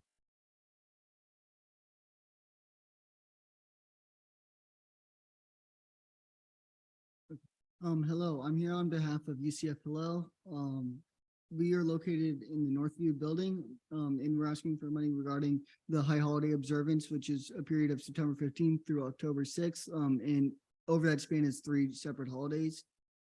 These holidays consist of Rosh Hashanah, which is the Jewish New Year, Yom Kippur, which is the Jewish Day of Atonement, and then Sukkot, which is the Jewish Harvest Festival, similar to Thanksgiving. We are able to promote, we have a large community that we can promote to. We have over 2,000 followers on our Instagram, as well as 3,500 on Facebook. We have over 200 people in a WhatsApp with current members, as well as we have a lot of parent pages, such as on Facebook, and an email list, as well as alumni who will also attend this event. This event is open to everyone, not just people who are observing the holiday. We are open to anyone, regardless whether they're Jewish or not. And regardless of what they believe, they're all welcome to these events that occur over this period. We fundraise a lot. We are able to raise around $1 million annually. And this all goes towards events, which the point of it is to make sure that people can come to these events for free without having to worry about costs, especially for holidays such as this, where it can be difficult because in the area, there's not a lot of temples for people to go to pray. So being able to have it here locally on campus allows for people to be able to celebrate the holiday without concern of how do I get to temple, or do I have to worry about how much it costs. Onto the costs.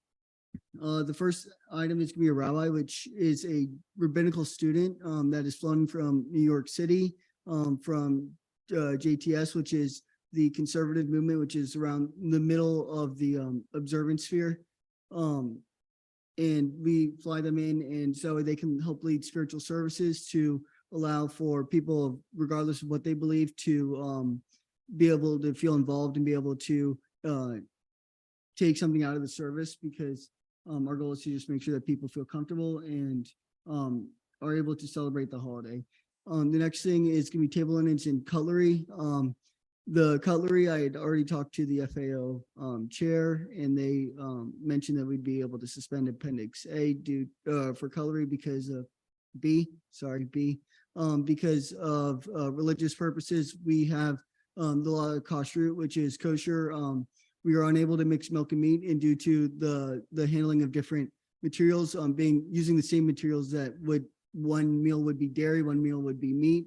We would be unable to use the same materials, and so we have to buy cutlery for every new meal. And so the caterer will upcharge it by sometimes even double the cost. And so when I explained this, they gave me a suspension. To the wait staff, the reason why we have this is so we have staff on hand who will typically do the serving for the students who come, but because they are also Jewish, we want to make sure that they are able to celebrate the holiday. And so we have wait staff who come in to allow our staff to also celebrate. The food is going to be the largest portion because, as I mentioned earlier, we adhere to the highest level of kashrut or kosher, because we have people of all levels of observance, including the Orthodox, which is the highest level of observance. And so we want to make sure that everyone is able to feel home and be able to come to services. And so because of this, we have to get from a kosher caterer. A sukkah, which is a temporary structure, it's a 3-walled structure where you're supposed to eat and spend time in it over the holiday of Sukkot, as I mentioned, which was the third holiday, the Harvest Festival. And this is needed, and so we need a larger one, which is why it is more expensive.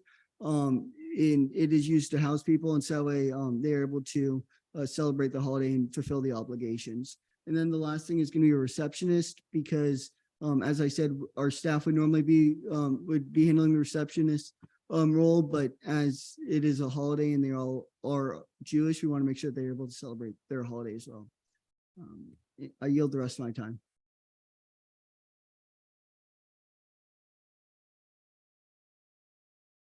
Questions for the RSO? Sandlin? Two, if I may. You may. I believe we asked this last time, and I believe the answer was no, but are there 2 financially trained officers within the RSO?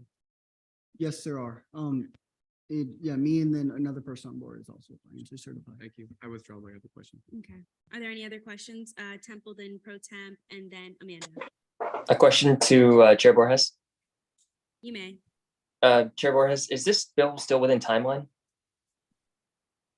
Ethan, I can probably answer that, because, or Elise, because Elise reached out to the business office.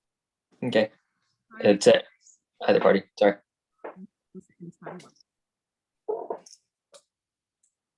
The question was whether or not it was in timeline. And the answer is it's still in timeline. It's not in timeline. It's not in timeline. But we got approval from the business office to still push it through. There's a clarification from a senator, Borges. Yeah, on that communication you sent to the business office, did you include the information about the sanction, how much it was, that there was 2 of them, that kind of stuff? I didn't include the information about the same.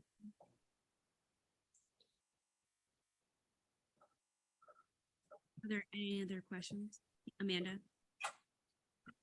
Correct me if I'm wrong, but I do believe there was something else on here last week that has been. Borges, then Pro Temp. Sorry, I was just asking, I can't see the doc. Are the sanctions on the bill this time? He asked if the sanctions are on the bill, Butler.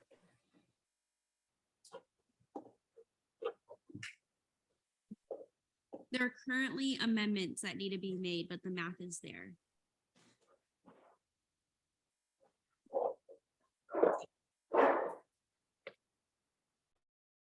Pro Temp.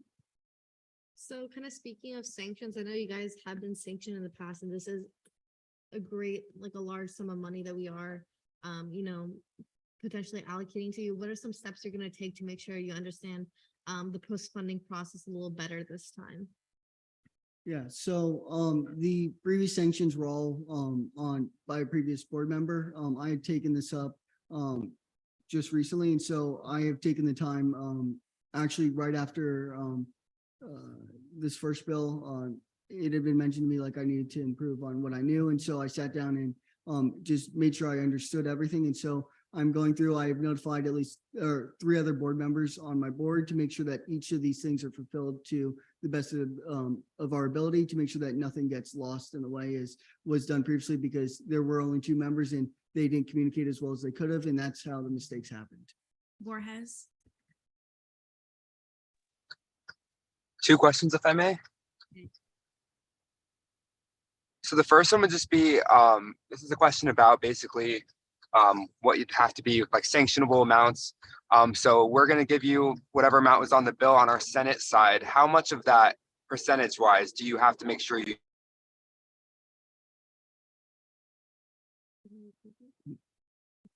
Can you repeat the Or can question? you Borges? hear properly, or- Yeah, sorry, I can't. Sorry if I sound a little muffled. I was asking, so on the bill, we have a Senate contribution, how much Senate will be giving the RSO. What percentage of that do you have to make sure you use cannot be called into? Okay, so the Senate working fund is 80%, and then we have to give 50% from the actual allocation, then it's 95% from the RSO. Second question was, You may. Oh, do you still have a second question? Or was that it? Oh, did you?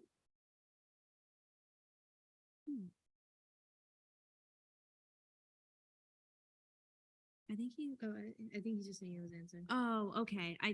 It was answered by the first question. Okay. I was like, what happened? Okay, great.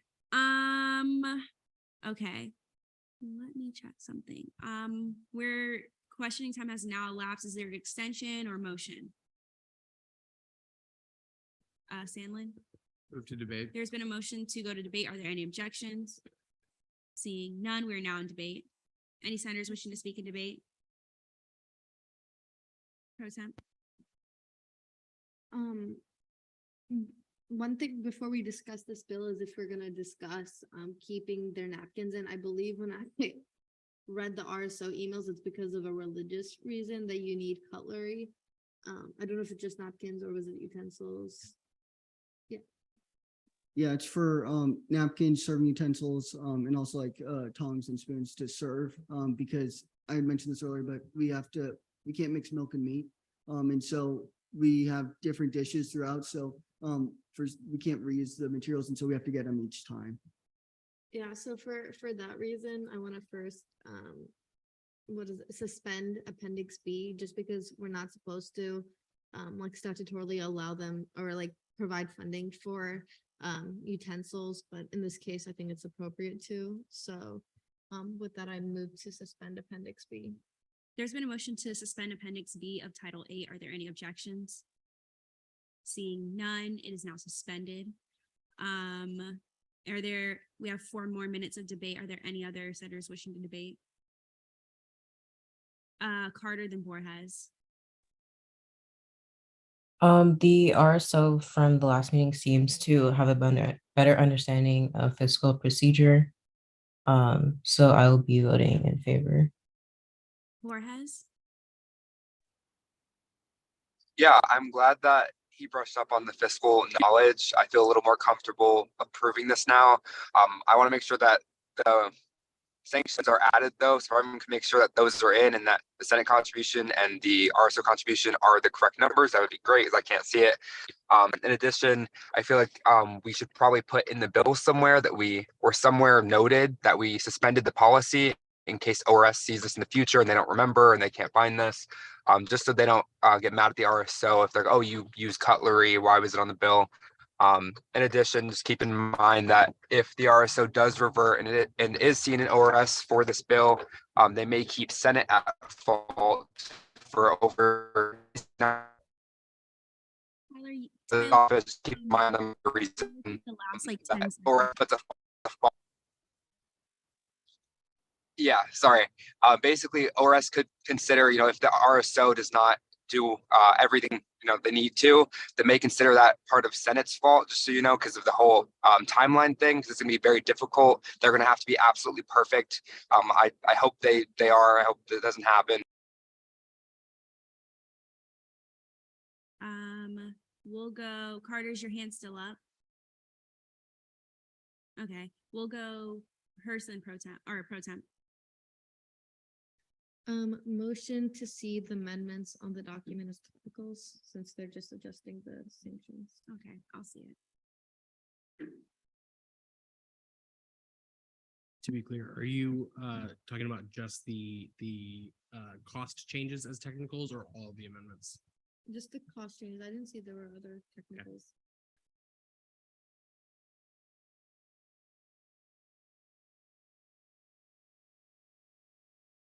Hurst, Motion to see my amendment. there's been a motion to you have to make a motion to see it as a block, right, Brody? But we're okay, and we're in debate, so she can still do that, right? Okay. There's been a motion to see Hurst amendments. Are there any objections? And then we have to do speeches, question, debate, correct? No? Okay. Are there any objections? Seeing none, I guess for amendment C. I forgot how to do that. Oh, okay. We're in debate on the amendment. Do we explain it? Yeah. So I just added the appendix B as it's suspended for the purpose of the cutlery to this one, so that in case this does get seen by ORS, they are aware of why it was suspended and it's not something that they will forget. Since you did that, can you add food too? Because Cutlery and food. yeah. Other debate on the amendment? Seeing none, we vote on it. No, we do a motion to vote. Somebody, if you'd like to vote on it, Hurst. Move to vote. or- There's been a motion to vote on the amendment on the document. Are there any objections? Seeing none, we're now there.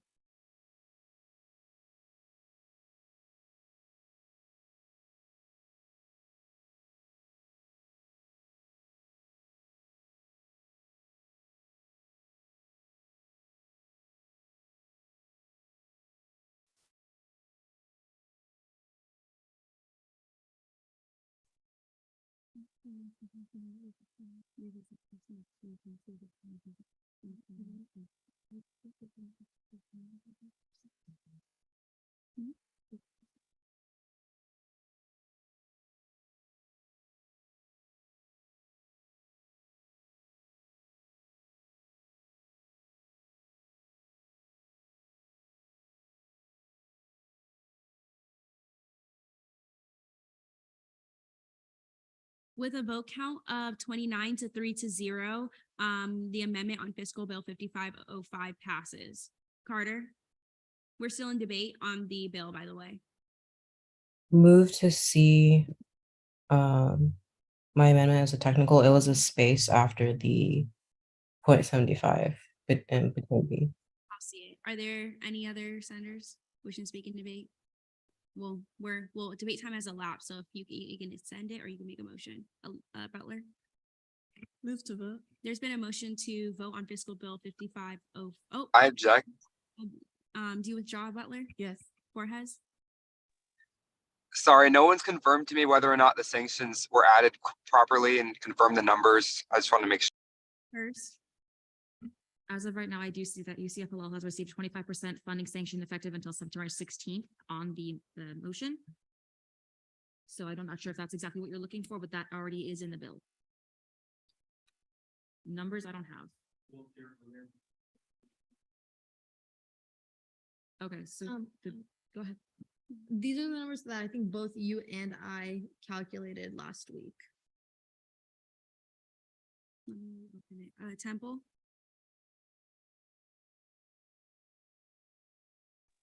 Yeah, to confirm the pardon me? We can hear you now. Awesome. The total, so the number I got adjusting for the sanction would be $11,994.75. That was by, of course, multiplying their half of the bill by 25%, then subtracting that amount from their half, that would equal the number I've got, and then adding that number back into that, into their half, would equal out to $19,991.25. The numbers are good to go. Carter? This was back to the amendment Hurst made. I was wondering if it would be better to put due to religious exemptions, just for better clarification for the future. Hers. I only put cutlery and food because that is exactly the part of the financial code that they are saying that we can't technically fund. So I put those things there for a reason. I understand that like one is saying is religion, but in case this does get saved by ORS, this is why it was done so that there is no confusion. I'll also see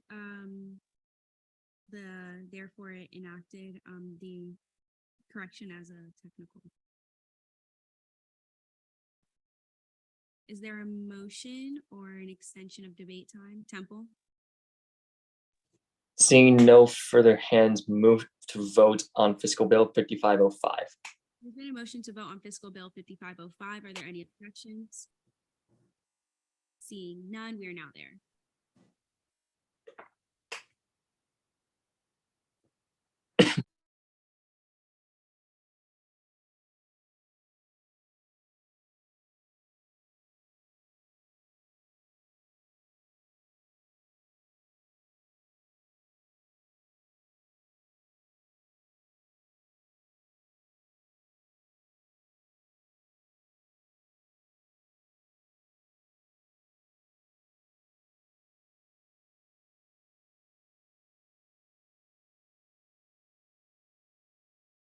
With a vote count of 31 to 3-0, fiscal bill 5505 passes on third reading.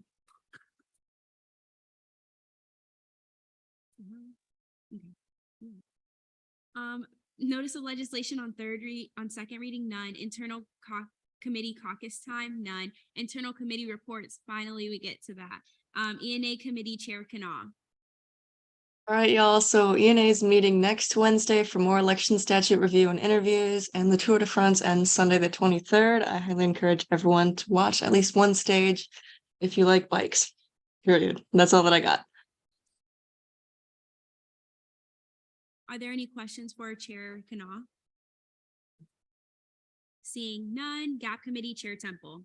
Alrighty, good evening, folks. GAP had yet another productive meeting this Tuesday discussing logistical details about Dave Capital, as well as focusing on efforts for that event ahead of the fall. So far, the student priority survey has 75 responses, which is good. However, we still need more responses from not only those senators here, but also, all their constituents. So those senators who get to fill it out, especially the new ones, please do so. The link is in the agenda. Moreover, include this link with your RSO emails and so they can receive it and distribute it amongst their members. Be sure to clarify it so they know exactly what they're getting into. And other news, Gak Martin and I I've met with Shane from OSI, Brody, and Amanda Dever to discuss the Election Day initiative we've been tackling for the past 2 months, which turned out to be a very productive and clarifying meeting, allowing Brooke and I to focus our efforts within the realm of student government and a research capacity regarding how to go about this initiative. GAP will be taking charge on a resolution that will detail the Election Day initiative more broadly and will be ready for the floor by the beginning of the fall semester. The minutes should be there. Yes, they are there. Good. And of course, my 2 facts of the day. On this day in 1848, the Seneca Falls Convention, which would prove to be a seminal event in the fight for women's suffrage and broader women's rights, had concluded. It was a 2-day event that saw the Declaration of Sentiments being ratified, whereby women and male activists, 68 women, 32 men specifically, had signed their names onto the document that advocated that women were equal to men, utilizing a very similar rhetorical structure and language to that of the Declaration of Independence, which was by no means unintentional. And a quick football fact, because of Chair Canal and her reference to the Tour de France, the Women's World Cup had started today in Oceania, basically Australia and New Zealand. The hosts had played their inaugural games last night, and it was today, against Ireland and Norway respectively, winning 1-0 each. New Zealand's win is, however, the more impressive of the two, no offense to the Aussies, but the Kiwis had actually not only managed to upset the Norwegians, whose women's team actually places 12th in the FIFA brackets, as opposed to 26th, which is where the Kiwis are. But this match was actually their first ever win in the history of the World Cup. So, get Kiwis. Nigeria and Canada will be playing tonight at 10:30 p.m. Eastern Standard Time. I highly encourage you all to watch. Thank you. Are there any questions for Chair Temple? Seeing none, LJR Committee Chair Yalaman Chili. Thank you, Madam Speaker. Firstly, I would like to say that it's called soccer. Secondly, hello, everyone. Today, LJR met at 3 p.m. We saw 6 absences and we approved all of them. We also reviewed the student body constitution and we had a constructive discussion on legal definitions, interpretations, and potential amendments. Thanks to AG Moore for helping us out on that. We also elected Senator Sandlin as vice chair. So congrats to Vice Chair Sandlin. I would also like to give a huge shout out to Vice Chair Hurst for going above and beyond in her contributions as LJR vice chair and being as helpful as she is. And so we will miss you. And with that, my This Day in History fact, on the 20th of July, 1969, Neil Armstrong and Buzz Aldrin landed on the moon and became the first humans to walk on the moon and on another celestial body in general. They landed on the Eagle lunar lander, which split off from the Columbia command module. And additionally, they fulfilled President Kennedy's dream of sending a man on the moon and returning him safely to the earth by the end of the decade, the 1960s. So that's that. It's a pretty good history fact. And I would like to say this quote by Neil Armstrong: "One small step for man, one giant leap for mankind." And apart from that, I've been trying to fix attendance issues as a result of a statute that most senators were not aware of, that being Senate Rule 7.03, Section C, which requires that if somebody is to avoid half an absence when they attend both initial and final roll call, they have to vote on at least 75% of the votes in a Senate meeting. This has been the cause of much confusion and the dismissal of 3 senators last week and 3 senators this week. And that's only according to voting records that are up to June 15th. So if the voting records are seen for later meetings, even more senators will get dismissed. And it is my goal that once we are back in session in the fall, we will fix this issue by putting in place a permanent solution to this statute. But in the meantime, in the 2 weeks that we have left in this Senate session for the summer, it is in the best interest of Senate that the statute be suspended. And so I thereby motion to suspend Senate Rule 7.03, Section C for the remainder of the summer semester. There's been a motion to suspend Senate Rule 7.03, Section C for the remainder of the summer session. Are there any objections? First, do you withdraw, Yalamanchili? I do not. All right, would you, Brody? Chair Holmes, I'm going to recommend instead of asking for objections that you just go directly into debate on this issue because this is something people are going to want to discuss before voting on. Got it. So instead of that, we'll just be in debate of this subject. Are there any senators wishing to speak in debate first? While I understand that this has caused some confusion, I will say that the voting record has been updated as of last week's meeting completely. The people that are missing meetings because of the participation is not only because they've missed participation points, but they are also missing meetings entirely. So it is not just because you weren't here for 2 votes and you were not able to beat the threshold for participation, but either you've also missed full meetings or you've also missed initial roll call or final roll call and did not submit an absence request. I understand that absence request form has been a challenge this summer to get a hold of because of negated and very frustrating, but part of our job is to be here and vote on things as a group, as a Senate. That is part of our job description, is to vote on things for our constituents. I don't think in the last meeting and a half that we have here, we should be suspending a rule that has been in place the entire time. I don't think it's fair to those that have been dismissed that we at the very end just say, oh, it doesn't matter anymore. We'll go Yalamanchili, then Lacasse. So I believe the rule should be in place or perhaps reformed, but most senators during this summer session did not know about it. Senators did not get chances to know before last week that they accumulated half absences until we started looking at this issue. We only have 2 weeks left in this summer semester. So that's this week's meeting and next week's meeting. I do not believe it is in the best interest of Senate to have even more dismissals. There is the risk that a senator in this meeting or next meeting accumulates half an absence that puts them over the top and onto the dismissal threshold of 2.5 absences. Senate is already under capacity as is. We are a body of 69 senators, I believe, at maximum, yet we only have about 45 participating at any given time, rough estimate. And I do not believe that senators should be punished for a rule they did not know until now. And so in the interest of preventing further dismissals, I believe it's in the best interest of the Senate body to suspend this rule for the next 2 weeks so that half an absence does not put any particular senator up onto dismissal threshold. We also don't have many votes that we take.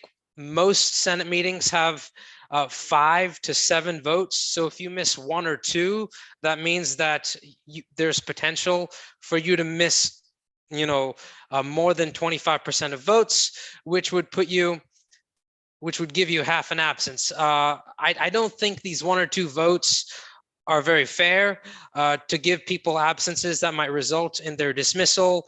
Senate is already under capacity and we should not be disincentivizing people even more for the remainder of the semester. And so hence why I would strongly push for suspending this rule. Thank you. Lacasse, did you still have your hand up? Demillo? Oh, yes, I do. Okay, go ahead, Preston. Okay. So I'd just like to refute a reasoning that has come up of that suspending it would be nonsensical because that, other people have dealt with consequences of this. Because to me, that line of reasoning is to say we should never have progress because other people have faced injustices, which I think we can all agree is a faulty line of reasoning. We should make things better when we have the potential to. This is obviously just, a Band-Aid solution for the time being and is something that will likely be adjusted as we go further on in the session and find ways to reform this rule. I'd also like to speak on to what Yalman Chili said about the fact that there can be a small number of votes in a session or in a meeting, and to miss one of them could potentially put you at fault for lack of participation, when there could be a myriad of reasons that someone could miss simply just one vote. And to make it a percentage based issue and just say 25% is just a not productive way to keep people in line when it comes to participation. I'd also like to argue that voting in itself is not necessarily the only way to participate. I feel like debate and using your voice are also very important. And to say that we are just here to vote or because people want us to vote is doing an injustice to the other ways of being able to participate. And that by not voting, we are also using our voice, and boycotts have been a powerful tool to advance democratic causes in the past. And sure, we have the option to vote and abstain. That is simply not the same as boycotting a vote entirely if that's something a senator wants to do intentionally.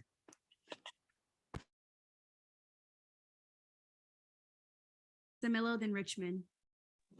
So just a few things. Even if you did miss something, like you weren't there when the vote thing came up on Zoom, you could literally tell Brody, hey, I missed it. And you don't even have to vote for or against. You can literally abstain. That's what it's there for. If you missed what was said, you abstain. So the excuse of like, oh, I wasn't by my computer, this, that, the other thing, like you have the option to abstain. If you missed part of it, you can abstain. Also, the argument of telling people that they didn't really know about this isn't really valid anymore, as it has been brought up twice during Senate. So considering it's already been brought up multiple times, people should know. And with that, there's only 2 more weeks of Senate. You should know by now if you're not going to be available on those 2 Thursdays, and put in a request to LJR. And that's all I have to say. Richmond. I believe to represent our constituents, we must vote. People are now aware of the issue, and I think it's too late to now suspend this rule. We only have 2 weeks left. Further, to respond to missing vote, you can always just submit an absence request ballot. You're aware that a vote happened if you looked at the agenda. Vice Chair Kringle, is Senator Lacasse right here? Oh, Senator Lacasse. Oh my gosh. Okay, I'm just going by 2. Kringle and then Lacasse. I do have to refute the argument that we didn't know the rule was there, so thus it doesn't count. I know when I was appointed as a senator, I went through the rules. Just because we don't know a law is in place doesn't mean that we break it, it's not illegal. And I think with 2.5 absences, especially in the summer session, there's so little meetings that if you're missing 2.5, I mean, we're here to represent people and vote on things and pay attention during meetings. If you're not hitting those quotas, then, should we really keep you here? I mean, I understand if you didn't know that vote was there and you get reinstated, that's the point of getting reinstated.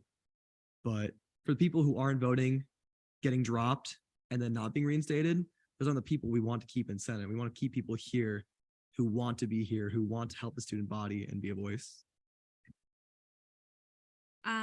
Lacasse and then Kaze. Yeah, so simply I just wanted to reiterate what I had stated previously, because I feel like it's an issue that is being hung up on, is that people, regardless of the fact of whether people knew the rule or not, I do agree that at this point people should know that rule. It has been something brought up, and so I do feel like that is not the strongest argument in favor of suspending it, because I do think most people know this by now, and if you cannot attend a meeting, you should request an absence. But in terms of voting, to say that we are limited in our participation, whether it's in our democracy in this body or in the United States and our nation, is limited to just voting, is doing such a disservice. I will say myself, I'm part of an RSO that does a lot of organizing work outside of, stuff like that to motivate and mobilize our community. And to say that voting is what we're here for is such a limiting view. And I encourage, our entire body to recognize that there's more than just voting to what we need to accomplish, and that we could easily see a vote and say that we do not feel like this is something that should even have been brought to the table. And in that instance, we want to boycott it. We will not vote any type of way in this because we're showing our dissatisfaction with the system. So I just feel like it's essential that we allow that as an option, because saying that you refuse to vote is as important as voting. Rose. Yeah, I just wanted to say, a lot of these were probably new senators, so like they may not have known about that rule. And even after, like, it's possible that they weren't there when it was mentioned the 2 times or whatever. So I think it should be suspended. We'll do Yalom and Chili, then Kringle. So the reason why I believe it is important to suspend it for the next 2 weeks is because, one, I have heard from multiple senators of experiencing technical difficulties. There are multiple senators in cars, in Senate, driving and listening. And yes, they do contribute to the student body. They contribute in ways that are not just directly related to Senate meetings. They participate in committees, they participate in caucuses, they listen during Senate. And so there's that issue that Senate is online, and that if somebody is in a car and attends the meeting online, they may not be able to vote. Additionally, I'm also told that Apple CarPlay has caused technical glitches by multiple senators. I am also told that if you are on your phone on Zoom, sometimes the polls do not show up, which limits a senator's ability to vote. So if you don't have access to a laptop and you're on your phone and the poll doesn't show up, that might potentially be a reason for you to get half an absence because of the participation requirement, even if you are actively listening to the Senate meeting itself. And so it's important to recognize that while we have these online meetings, while we have the email transition, people do have technical difficulties, and we're not going to have these difficulties in the fall because fall meetings are in-person meetings. And so because of these factors, I believe that Senate Rule 7.03, Section C, should be suspended, and we can have it back in the fall when these technical difficulties are gone. Hamid, then Kaze. When it comes to the issue of technical difficulties, I believe that it's not that difficult to just make an LJR like absence request, which is something that we did today. I believe that we approved an absence request because someone had an issue with technical difficulties. So I don't really feel that that is a good point of argument due to the simple fact that you could just do that. And also we only have, I believe, one more Senate meeting after this week. So I don't really see the point in suspending a rule that would only affect one more Senate meeting. Like, if you know that you can't be there, then you can make an absence request. Also, as Chair Simillo said earlier, when it comes to technical difficulties where you can't see a poll, you can just type in the chat to Brody and say, I can't see it. Can you please put my vote down as this? Or like message someone later saying, I meant to vote this, which has happened in the past. We'll go Kaze, Kringle, and then Lacasse. Yeah, I just think like with what Vihan said, Senator Yalom and Chili, he you know, with the whole technical difficulties and also like with the summer and you know, things to do. Personally for me, like I go to the gym like 4 or 5 times, like 2 hours, and like, you know, for me it's even sometimes hard to keep track of everything. So for like especially new senators, I think, you know, it's important for, you know, us to give a little bit of leeway, because, you know, getting adjusted to the whole, you know, student government Senate schedule is very difficult for some people. Kringle. may I refute and then ask a question towards you? You may. So also the point of being in a car and driving while these Senate meetings are happening, we've known this time and day for Senate for weeks and weeks.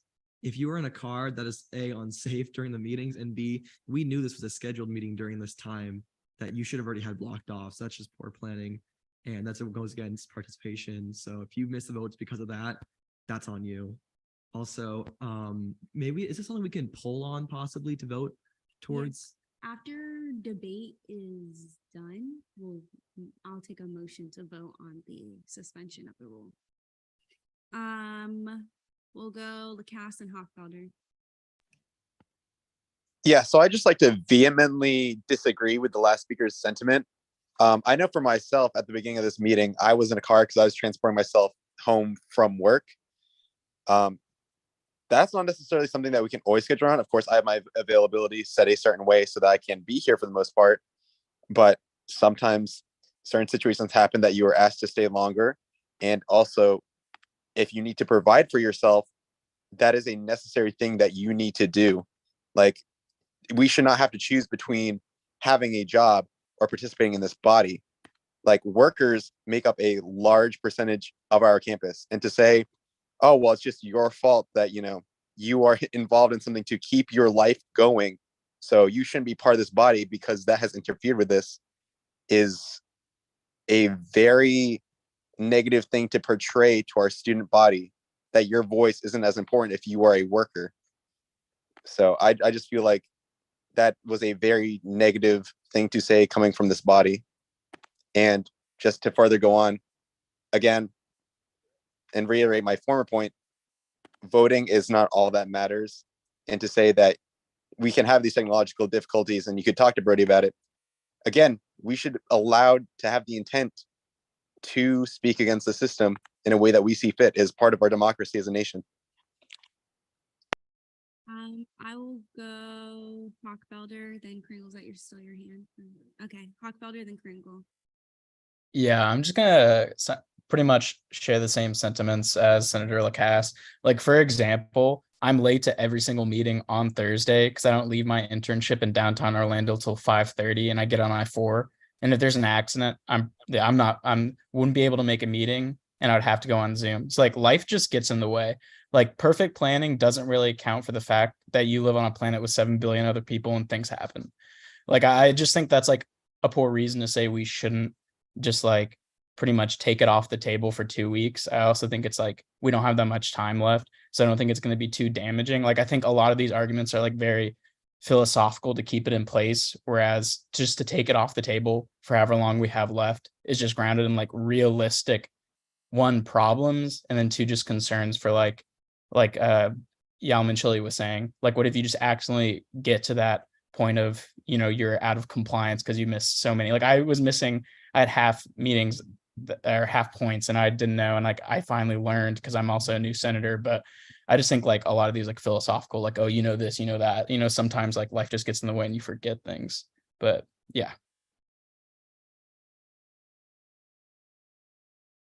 All right. Good, healthy dialogue, y'all. Would you like to move to vote, or we have some more? Carter and then Temple. Move to vote. I shouldn't be smiling, but I'm just happy that y'all are engaging. I know it looks like crappy of me to like be laughing and smiling, but like I like this. There's been a motion to vote on the suspension of Senate Rule 7.03, Section C. Are there any objections? Seeing none. We are now there.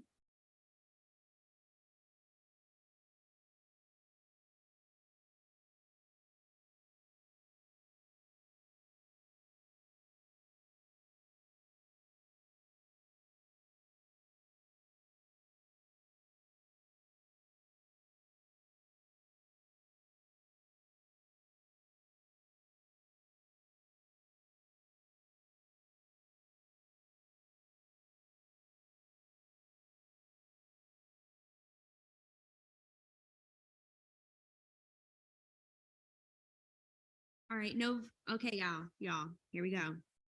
Woo, Brody, does it have to be like majority or? All right. So this is so informal, but drum roll, please. With a vote count of 20 to 14 to 1, the suspension of Senate Rule 7.03 Section C has been suspended. For one meeting. But good, healthy dialogue, y'all. I love that y'all were respectful about it and voice your opinion. That's what we're here for, Brody.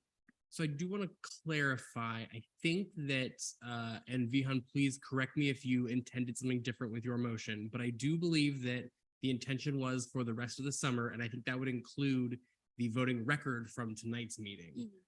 So I think somebody who was not able to participate fully in this meeting while being present at both initial and final would not be penalized for that, as well as next meeting. That is correct. All righty. Are there any other questions regarding the LJR report? Seeing none, SBA Committee Chair Hurst. Ooh. Hi. So I'm no longer Vice Chair of LJR. So congratulations, Sandlin, for taking over that. Thank you very much. We did not have a meeting last week. We're still working on proclamations and resolutions to try and get those started and ready for fall. We're having our meeting tomorrow. If you want to show up, please do. For committee members, if you cannot show up, please let me know by the end of tonight, so I'm aware of who's not going to be there. I would prefer if you all were, just so we can have some good dialogue and get things done and be productive.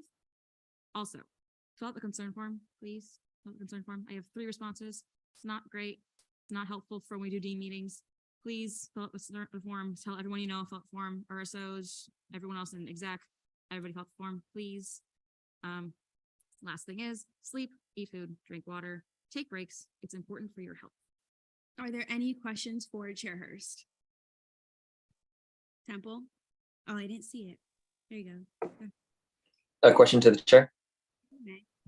Have you eaten, drinking water, and slept in the past 48 hours? Yes. Good. I was actually okay then. Are there any other questions?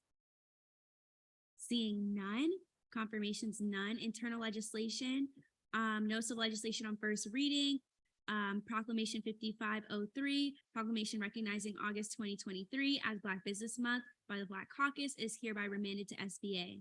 Notice of legislation on third reading, notice of legislation on second reading, none for both. Senate forum, are there any other senators? Hamid?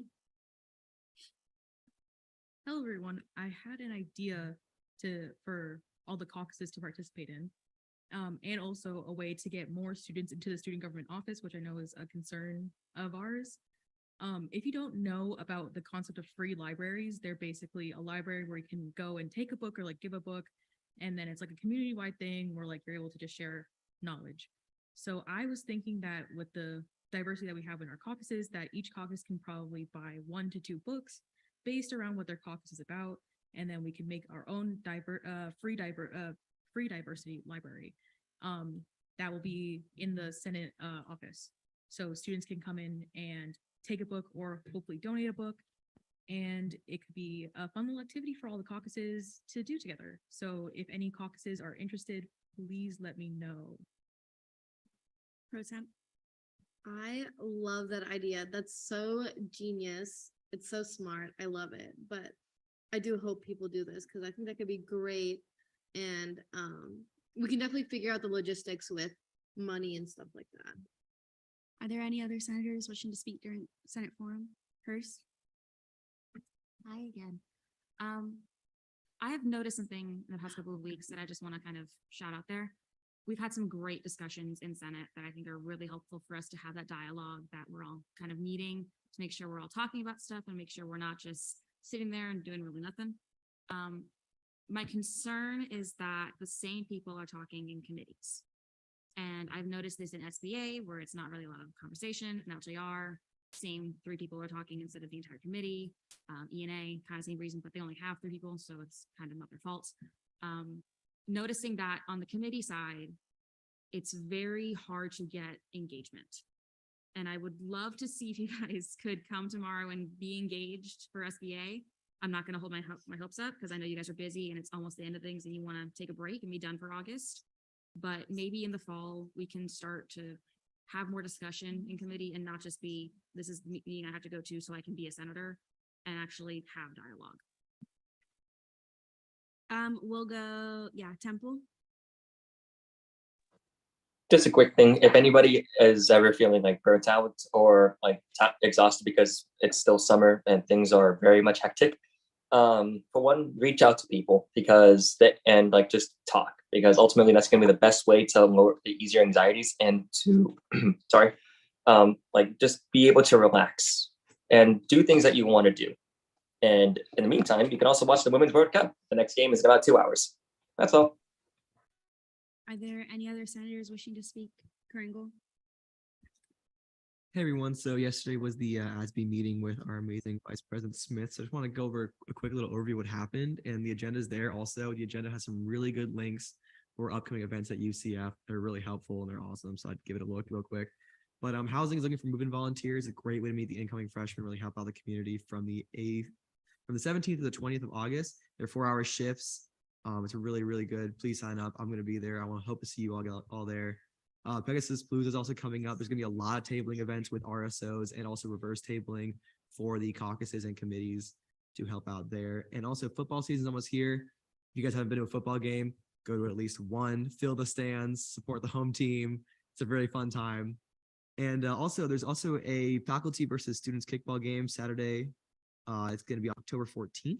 I'd love to see Senate out there participating, having some fun. And also intramurals are coming up soon for fall. I'd love to set up a team or two for some fun like dodgeball, maybe volleyball, just something fun for us to do and also represent Senate. Thank you.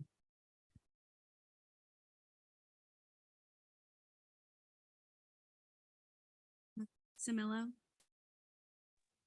Hi y'all. So I kind of just wanted to mention that we do have a student government table for tailgating. Like we're gonna have one for multiple football games. So y'all should all come to the student government table. We can have fun and talk to people about student government and enjoy a football game. Are there any other senators? Quiroga? What was the date for the tabling? The date for the tabling is August 17th through August 20th for the move-in housing. Okay, thank you. You're welcome. Are there any other senators wishing to speak during Senate forum? Seeing none, Senate deliberations. Would anyone like to deliberate on a specific subject? None, okay. Advisors report, Rhodey. Okay, I have a couple of things, but I'm also researching whether or not that vote needs a 2/3 or a simple majority, and it's apparently more complicated than I would have thought. It's not a simple answer, so I will get back to you on that. Okay. It may or may not have passed. Drama, my favorite. Okay. I don't have any notes. Of course I don't. Okay, so important things for you to know in case you weren't at the exec meeting. If you are in a paid position, please submit your time. Just so you all are aware, I will be working remote. I normally work remote on Fridays going forward, but tomorrow I'll be working with the judicial branch at their retreat, which is off campus. So I will not be wildly accessible, but if you need something, reach out. I will have lots of time to just be like doing my work. So I should be available for you. In addition to that, I'm also going to be going on a trip, so I won't be here for Senate next week. I will be here up until Wednesday, but I will be out Thursday and Friday. After that, the kind of Senate session, the Senate semester is over, so hopefully you all won't need me, but I'll be out the whole next week too. So enjoy that. Enjoy a break from me. Everyone needs a break from me. Just consistently through your lives. Okay. Yeah, I don't have a ton else. It's the end of the semester, so please take the time to focus on your grades. The reason you're not having a Senate meeting on August 3rd, technically you could, but the reason you're not is because many of you have finals and you should take the time to study for those. And you may have final projects or papers or whatever else. So please take the time to give those the time they deserve. Also, during the break between summer semester and fall, please take a break. Get rid of Outlook on your phone if you have it. Forget the student government exists if you're able to. You need to take breaks, otherwise you will burn yourself out, and that's no fun for anyone. Yeah, I think that might be all I had.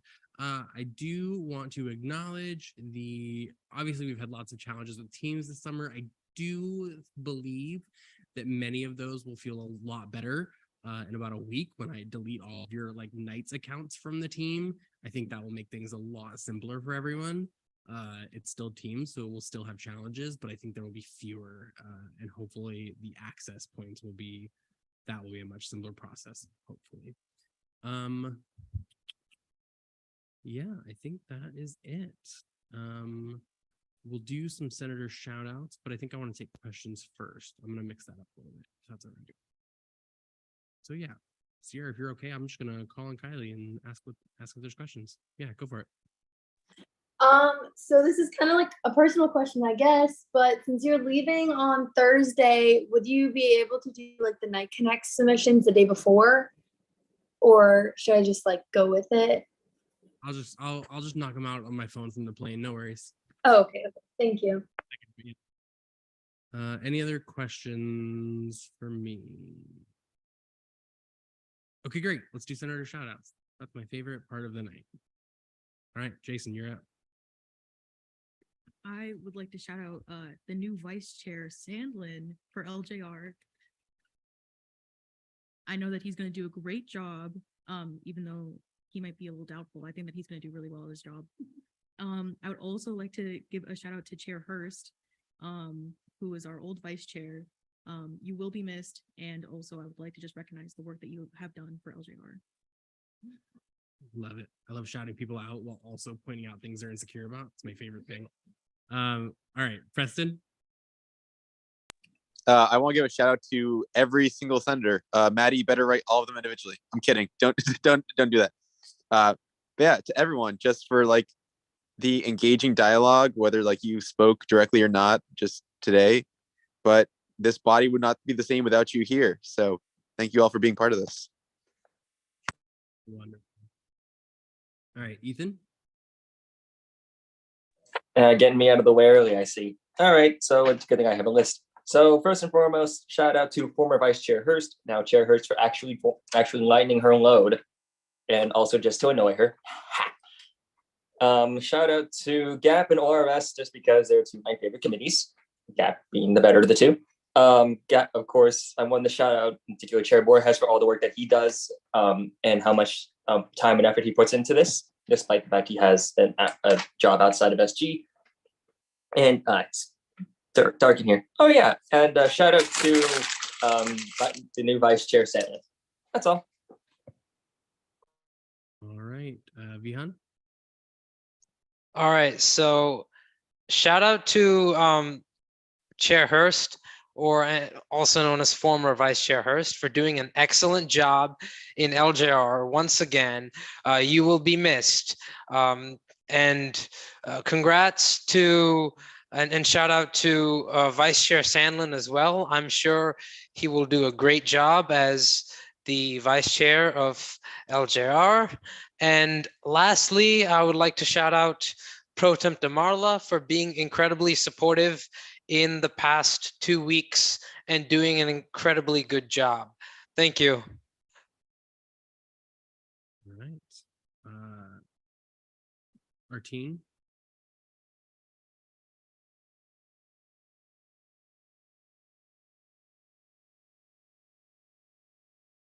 We cannot hear you.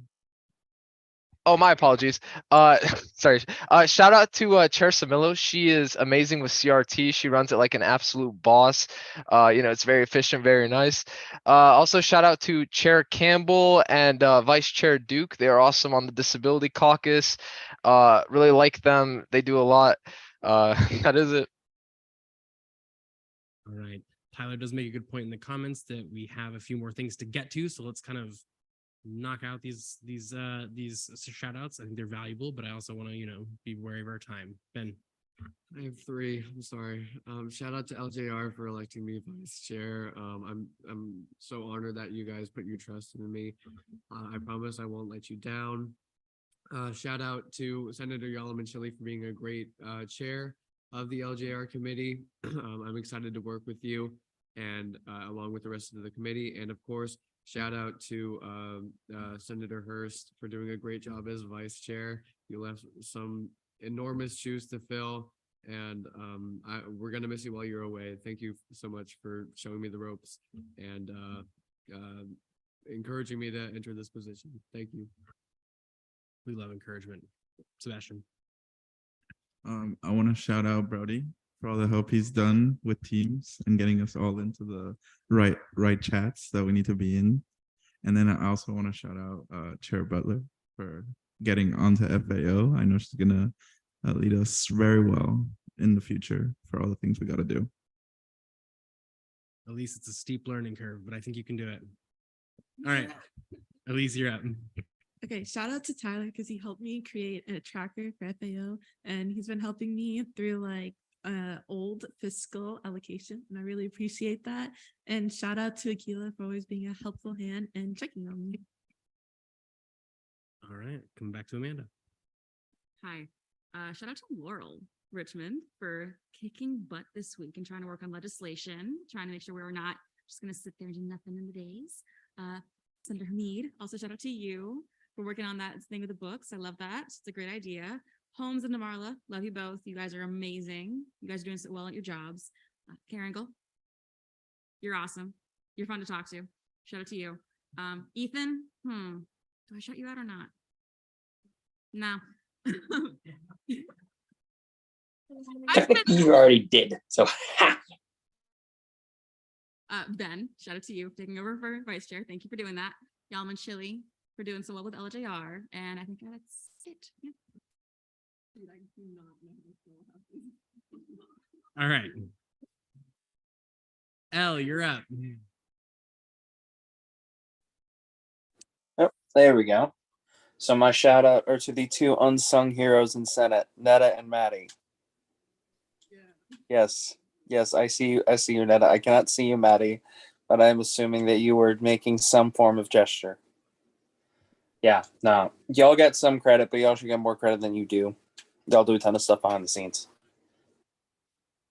I mean, they're fine, I guess. All right. Ariana, you're up. Shout out to Senator Hamid and Vice Chair Fintel for the workshop that we're planning. They're both doing an amazing job. Love it. Perfect. I'm not sure if it's Andrea or Andrea, but you're up. Hi, I wanted to shout out Pro Temp Marla for being so incredibly welcoming to all the new senators. I really appreciated all the emails that she sent to us. Incredibly prompt, by the way, pretty much like 30 minutes after I sent her an email, asking a bunch of questions and, and for addressing all my concerns. So I appreciate that. Thanks. Love it. All right, Akila. I have a couple of shout outs. My first one is for Senator Rose because they're very active at ORS, and I think that deserves a lot of credit. ORS is a hard committee. There's a lot of stuff we got to do, but he's always communicating and always talking, so I love to see it. Shout out to Andrea too. It's so nice. I love when people ask me questions or respond to my emails, so it is very sweet that she did.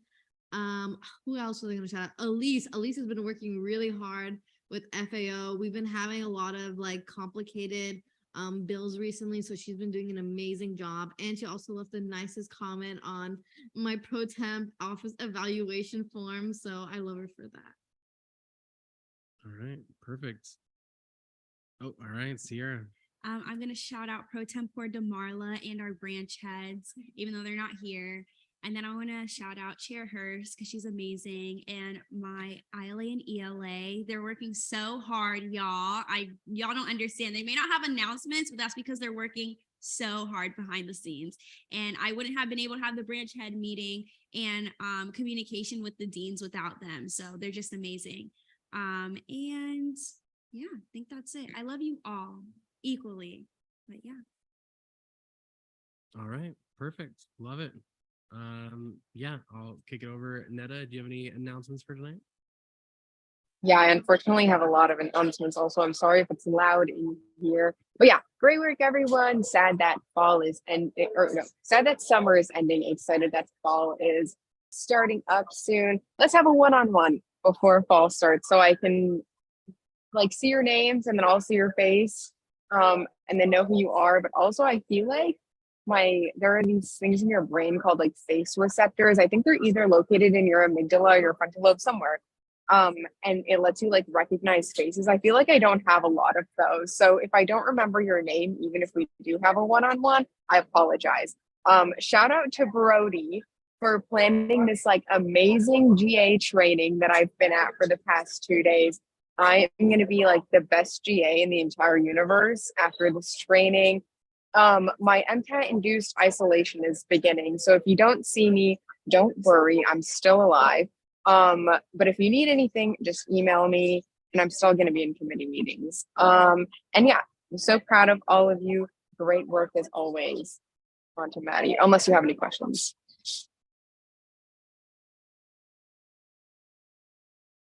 Hello, it's me, Maddie. Attention for all of the people who take minutes.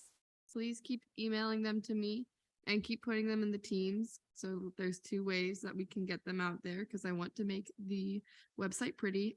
Give the website 1 more week and it should be completely up and refreshed. I love you all. You can reach out to me if you need me. And here is a very good cat picture that I like a lot. Goodbye. Are there any questions? Oh, Sorry, I just want to add really quickly, that website update is going to include all of the minutes from the Senate, from committees, from caucuses, from last session, as well as all of the ones so far from this session. So we should, all of those resources that you may have been needing, looking at ORS, we should have those much more accessible to you all very soon. I don't know. Okay, so yes, just wanted to add that. We're gonna have to see reinstatements. I don't think we have time for a scholarship committee. They're meeting next week. They're electing chair and vice chair next week. We're gonna have to see reinstatements next week. Okay, I don't know if we'll see scholarship either. Will we finish with one? We have like 17 minutes. Okay, we can do like 5, 5, 5. It's not that serious. We can see based on how many people. Okay, I totally forgot that we have scholarship committee elections and we have 17 minutes. So we're not going to see reinstatements right now. I'm so sorry to y'all, but at the same time, like, we have to do these scholarship committee, like, unless y'all want to have a special session. So yeah, so elections for the scholarship committee. Is there a motion to I open? object. Borges. Yep, I don't withdraw if anyone wants to go. So, sorry, yeah. There was no motion. Okay. Anyways, so I would like to give some context for the election. So the scholarship committee is planning to meet next week. And they're electing a chair and vice chair. They have to get the scholarship committee up and running as soon as possible, just because for the previous few sessions, because the scholarship committee has been started like August, September, mostly September, because we didn't really meet in August.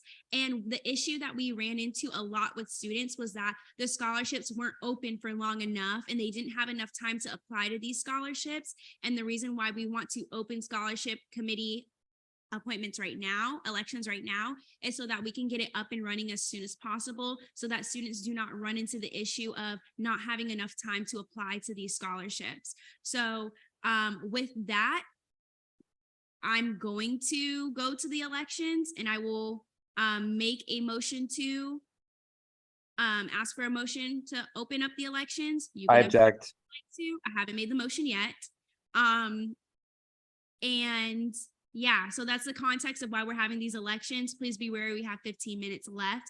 But yeah, think of the students because they will not have enough time to apply to scholarships if we don't do this. Yes. Oh, I think Tyler has a Borges. Yeah, if we don't see these reinstatements, their seat is automatically vacant, and that is very unfair to them, and I will not stand for it. Thank you. Okay, we can be a little bit less, about that, but is there anyone willing to make a motion or suggestions about how we should go about this? Amanda? I know we can't do a special meeting in the next 24 hours. Is it possible we have something on Monday morning? So we can either do the elections for the scholarship committee or for reinstatement. I'm sorry, can you repeat that? Can we do a special meeting on Monday to do either of these things? Yeah, so we take the can time? call for a special session so that we have enough time to do the elections. So Chair Borges, that is a valid concern. I did not invalidate your concern. So it is up to y'all if you want to have a special session so that we can see these elections as soon as possible first. Given for our time frame, I would like to motion for a special session on Monday morning for us to do the elections for the scholarship committee. Okay, so is it a consensus that we see these reinstatements first and then elections for a scholarship committee in a special session? We may not be able to do exactly Monday morning, but we can do anytime before Thursday. Okay. Like around Thursday. We can talk to Brandon about it. Okay. Lacasse and then Brody. I just wanted to know if like we will need to file like an absence request if that does happen. Yes, there'll be a Senate meeting. Brody. I just want to clarify. I wanted to check and make sure student body senators dismissed pursuant to the absence policy may appeal their dismissal to the student body senate at the next regularly scheduled Senate meeting. That does not mean you necessarily have to have voted on that by this meeting.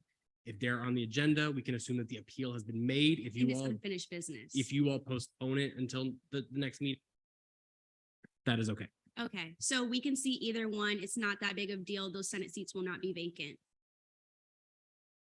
Hurst. As there are 3 reinstatements, and I believe there are 3 seats for the committee, I'm not sure which one's gonna be faster. I think that the reinstatements were faster, so I would say do that first. Okay, so I'll just say we're gonna see reinstatements. Are there any objections? There's a motion to see reinstatements. Are there any objections? Seeing none, we are now there. Is there a motion for, we'll go Sandlin. A motion for 3-minute speeches, 3-minute questioning, 3-minute debate. There's been a motion for 3-minute speeches, 3-minute questioning, 3-minute debate. Are there any objections? All right, we're now there. Daedalus, are you ready? Hi, yes, I am. Go ahead. Hello, everyone. Thank you for doing this. The meeting was great today, honestly, from a non-senator's perspective. First, I'd like to apologize to the committee chairs that I was in and that I got dismissed from, which is the reason why I got dismissed from Senate overall. I do apologize for my non-communication, as there was a reason for my absences. For my reinstatement, I would really, really, really love to be back on Senate. It's something I didn't even see myself doing at the start of 2023, but here we are. Plans change, goals change, ideas change, minds change. And Senate has been such like an influential thing. Like I easily breathe Senate at this point, and I always talk about it. Like even my family knows my schedule when it comes to Thursdays. Like don't talk to me come 6 o'clock right now. But yeah, Senate has so much of an impact, and I really like coming into Senate. I did underestimate the impact, but being immersed in it has changed my viewpoint so much about it, and I want to continue being a part of it. But that's up to you guys, so I'll leave it up to you guys, and I yield my time. Thank you.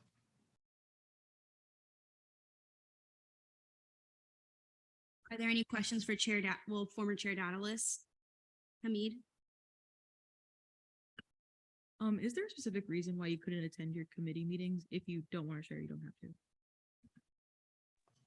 No, that's fine. I do work between if it's not 8 to 4:30, then I work from 9 to 6. So the hours are just not as flexible as I would want it to be, because my break would typically be around like 12 or 1 o'clock. And the committees that I was in are typically around the time that I can't really accommodate for, sadly. So yeah. Are there any other questions for former Chair Daedalus? Temple? So given that your schedule, be able to at least accommodate for the remainder of the summer session? Yes, I will. I did decide on SBA because of the fact that Fridays I typically work 9 to 6, and that's around the time, because let me specify, I do work at the Boys and Girls Club, but 4:30 is around the time that typically we get less children and they're leaving, and they're pretty much like, that's typically the time I let them do board games, so I could be able to just simply watch them do that while being immersed with SBA. There's 30 seconds left. Vihan, is that a question? No, may I retain? You may. Move to vote. There's been a motion to vote. I mean, move to debate. Debate. Are there any objections? That's my fault too. Seeing none, we are now in debate. First, then ELA Richmond. Work is hard. I understand that it can be an issue to get around it. I'm happy to have you, SBA. I think you'll do great things in there, so I'll be moving to approve you. Oh, Dallas makes me drink water, and I just think she's the best, and it would be a shame to not have her in Senate. Sandlin, no. Temple, May I retain? nay. Move to vote on the reinstatement of former Chair Daedalus. There has been a motion to vote on the reinstatement of former Chair Daedalus. Are there any objections? Seeing none, we're now there.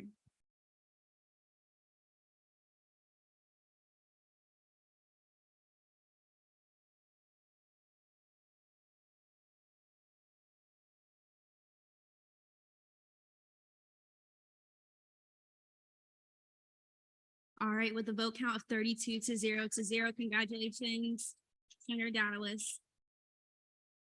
Okay, Senator Brown, former Senator Brown, are you here? Yep, I'm here. I'm ready. 3 minutes when you're ready. Okay. Hi, everyone. My name is Emelina, if you haven't met me. So just to jump into it, this is my first time as a senator, and there were a ton of things that I did not know about when I joined. The biggest was that there were meetings over the summer. So this was quite the surprise because I'd already planned on backpacking this summer for quite a while, and I couldn't really change my plans. But since the meetings were on Zoom, I thought I would be able to balance traveling in my classes and Senate, no problem. So I didn't submit any absence requests prior to leaving, but it ended up being super difficult to attend meetings because I was always 5 or 6 hours ahead time zone wise.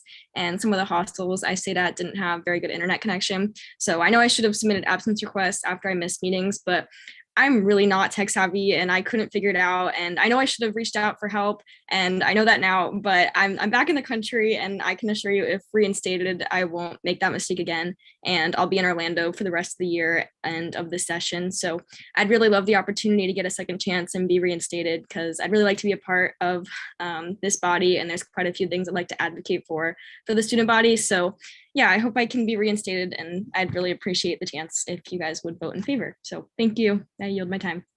You're now in questioning. Are there any questions for the senator? I'm Yalaman Chili. Samilo. If you ever need help with regards to stuff like absences, will you make sure to reach out to me or to LJR in general so that this doesn't happen again? Yes, absolutely. I will always reach out in future. Samilo. I have two, if I may. Okay. First one is, do you know how many absences you can have in a committee before you are removed? 2. And then my other question is, do you plan on being more vocal with the chair and explaining why you're absent so that way you can be excused instead of the chair maybe having to remove you? Yeah, definitely. I did try to reach out over text, but I never got a response. So, but yeah, I'll try to reach out over Teams in the future. Are there any other questions, Temple? Promotion. Yes, you may. Seeing no further hands, move to debate. There's been a motion to move to go to debate. Are there any objections? We are now in debate. Sandlin. I think it's totally understandable that the senator was confused. I believe that they won't make the same mistake again in the future. I believe we should vote to reinstate. Lacasse. Yeah, just like my support for working senators, I also have an avid support for those who travel because traveling is important to enriching your life, experiencing different cultures, and having that opportunity to see new things. So I completely understand why this would cause an issue and conflict with Senate, and I can understand how it could be difficult to access those absence requests because I know for myself, one time when I have had to do that is very tricky. I had to get outside help. So I believe these are valid reasons to have been absent. And as such, I'm going to vote in favor of reinstating this former senator. Temple. A motion. Move to vote on the reinstatement of former Senator Brown. There's been a motion to vote on the reinstatement of former Senator Brown. Are there any objections? Seeing none, we are now there.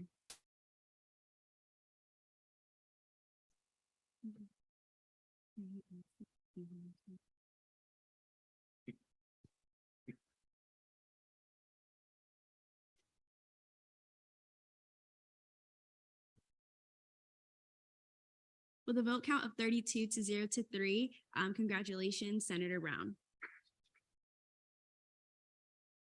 Patel, are you, AJ Patel, are you here? Assuming not, Larson, are you ready?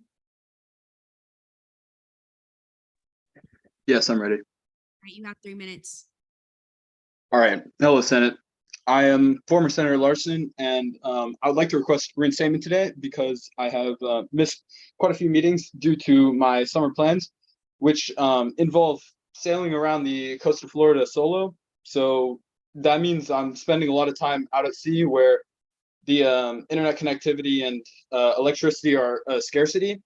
And it is such that I have had to miss a couple meetings, and despite filing some absence requests for these, they've unfortunately been denied, and some conflicts regarding the system, and I think some mismatches have occurred that have led to some confusion resulting in this.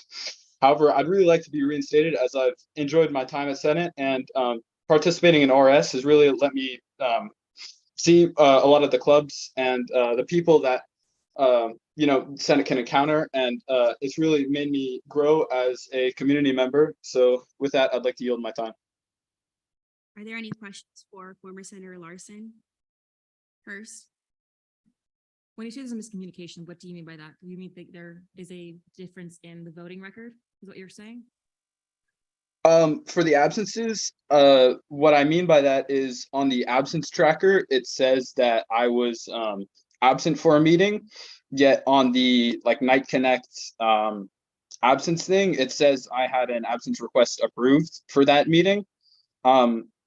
Reviewing the minutes, it shows that I was in fact denied that absence request. However, on the website, it said that I was approved for it. So it led me to believe that maybe there was something wrong with that, and I actually was approved when in fact I was denied. I will look into that in a moment. Give me 1 second as I look into our minutes. Pro tempore. Brody confirmed it a while ago, so I don't want to make you go through the hassle.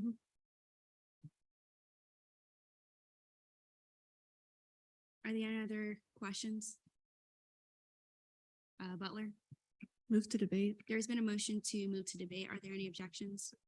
Seeing none, we are now there. Pro tempore and then Rose.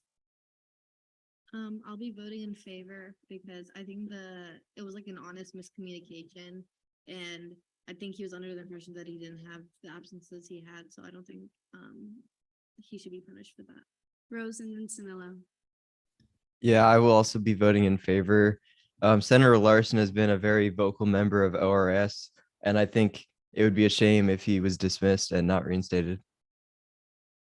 Samilo. I will also be voting in favor. Senator Larson just got into CRT and seemed to be very willing to participate and wanting to know more, and it would be lovely to have our ORS rep back. Norman Chili. A motion, if I may. Temple. Oh, okay. Yeah, that you may. Move to vote. There's been a motion to vote on the reinstatement of former Senator Larson. Are there any objections? Seeing none, we are now there.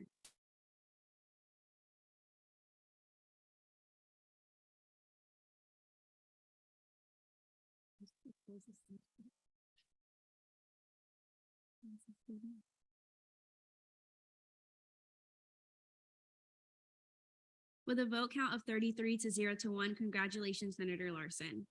Is there a motion to postpone scholarship committee elections until the next scheduled meeting? So moved. So moved. Appointment, I hereby appoint Senator Butler as Black Caucus, and I appoint myself as acting chair to Black Caucus. I hereby appoint myself as acting chair of Women's Caucus. Resignations, I hereby resign Chair Dallas from LJR, but never mind, just scratch that. I hereby resign Chair Borges from ENA. Okay, I hereby resign Senator Duke from ORS. I hereby resign Chair Hurst from the Women's Caucus and Pro Tempore DeMarla, and I hereby resign Chair Hurst from the LGBTQ+ caucus. Borges. I was wondering if we're seeing Patel's or if he's just being removed. I think it's just old business. I'm sorry, please repeat that. I was wondering if we're seeing Patel's or if he's just being removed. He wasn't here. I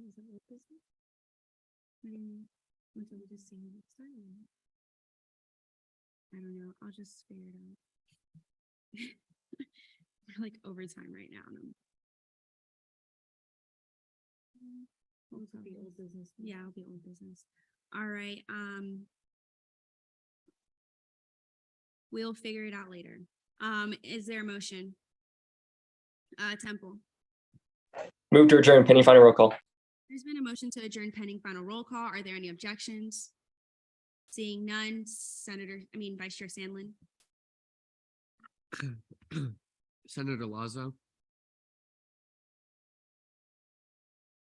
Lazo. Absence. Herrera. Present. Trainer. Present. Aiden Trainer. Present. Neva Cruzat. Present. eBay. Senator eBay. Yes. Kana. Present. Do you like Morissette?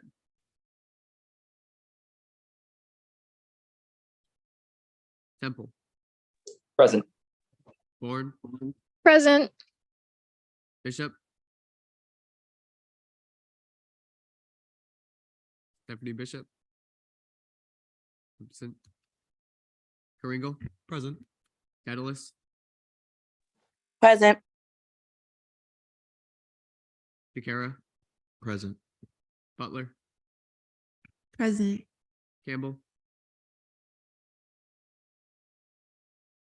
Present. Lazier.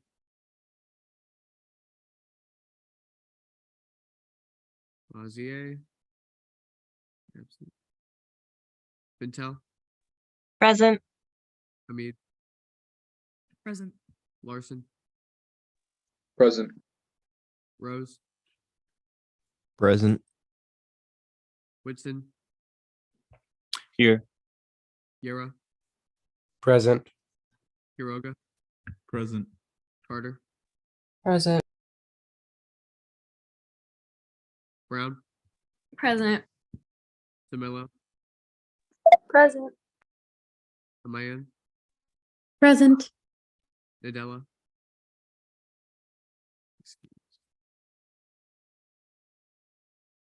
Yellowman Present from the moon. Shaw.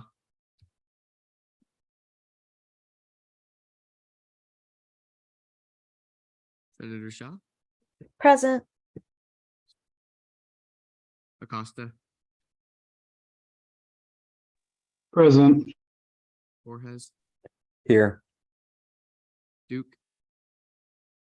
Here. Hochfelder. Present. Holmes. Present. Hurst. Here. Kazay. Present. Barnett.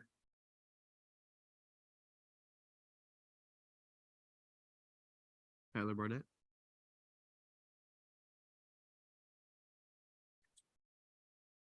Lacasse, Present. Valera, Present. Patel. Oh wait, dismissed. Holman, Present. Richmond. Present. I'm here. Vasquez, Present. Kairos Rivera, Present. DeMarla, Here. and Matal.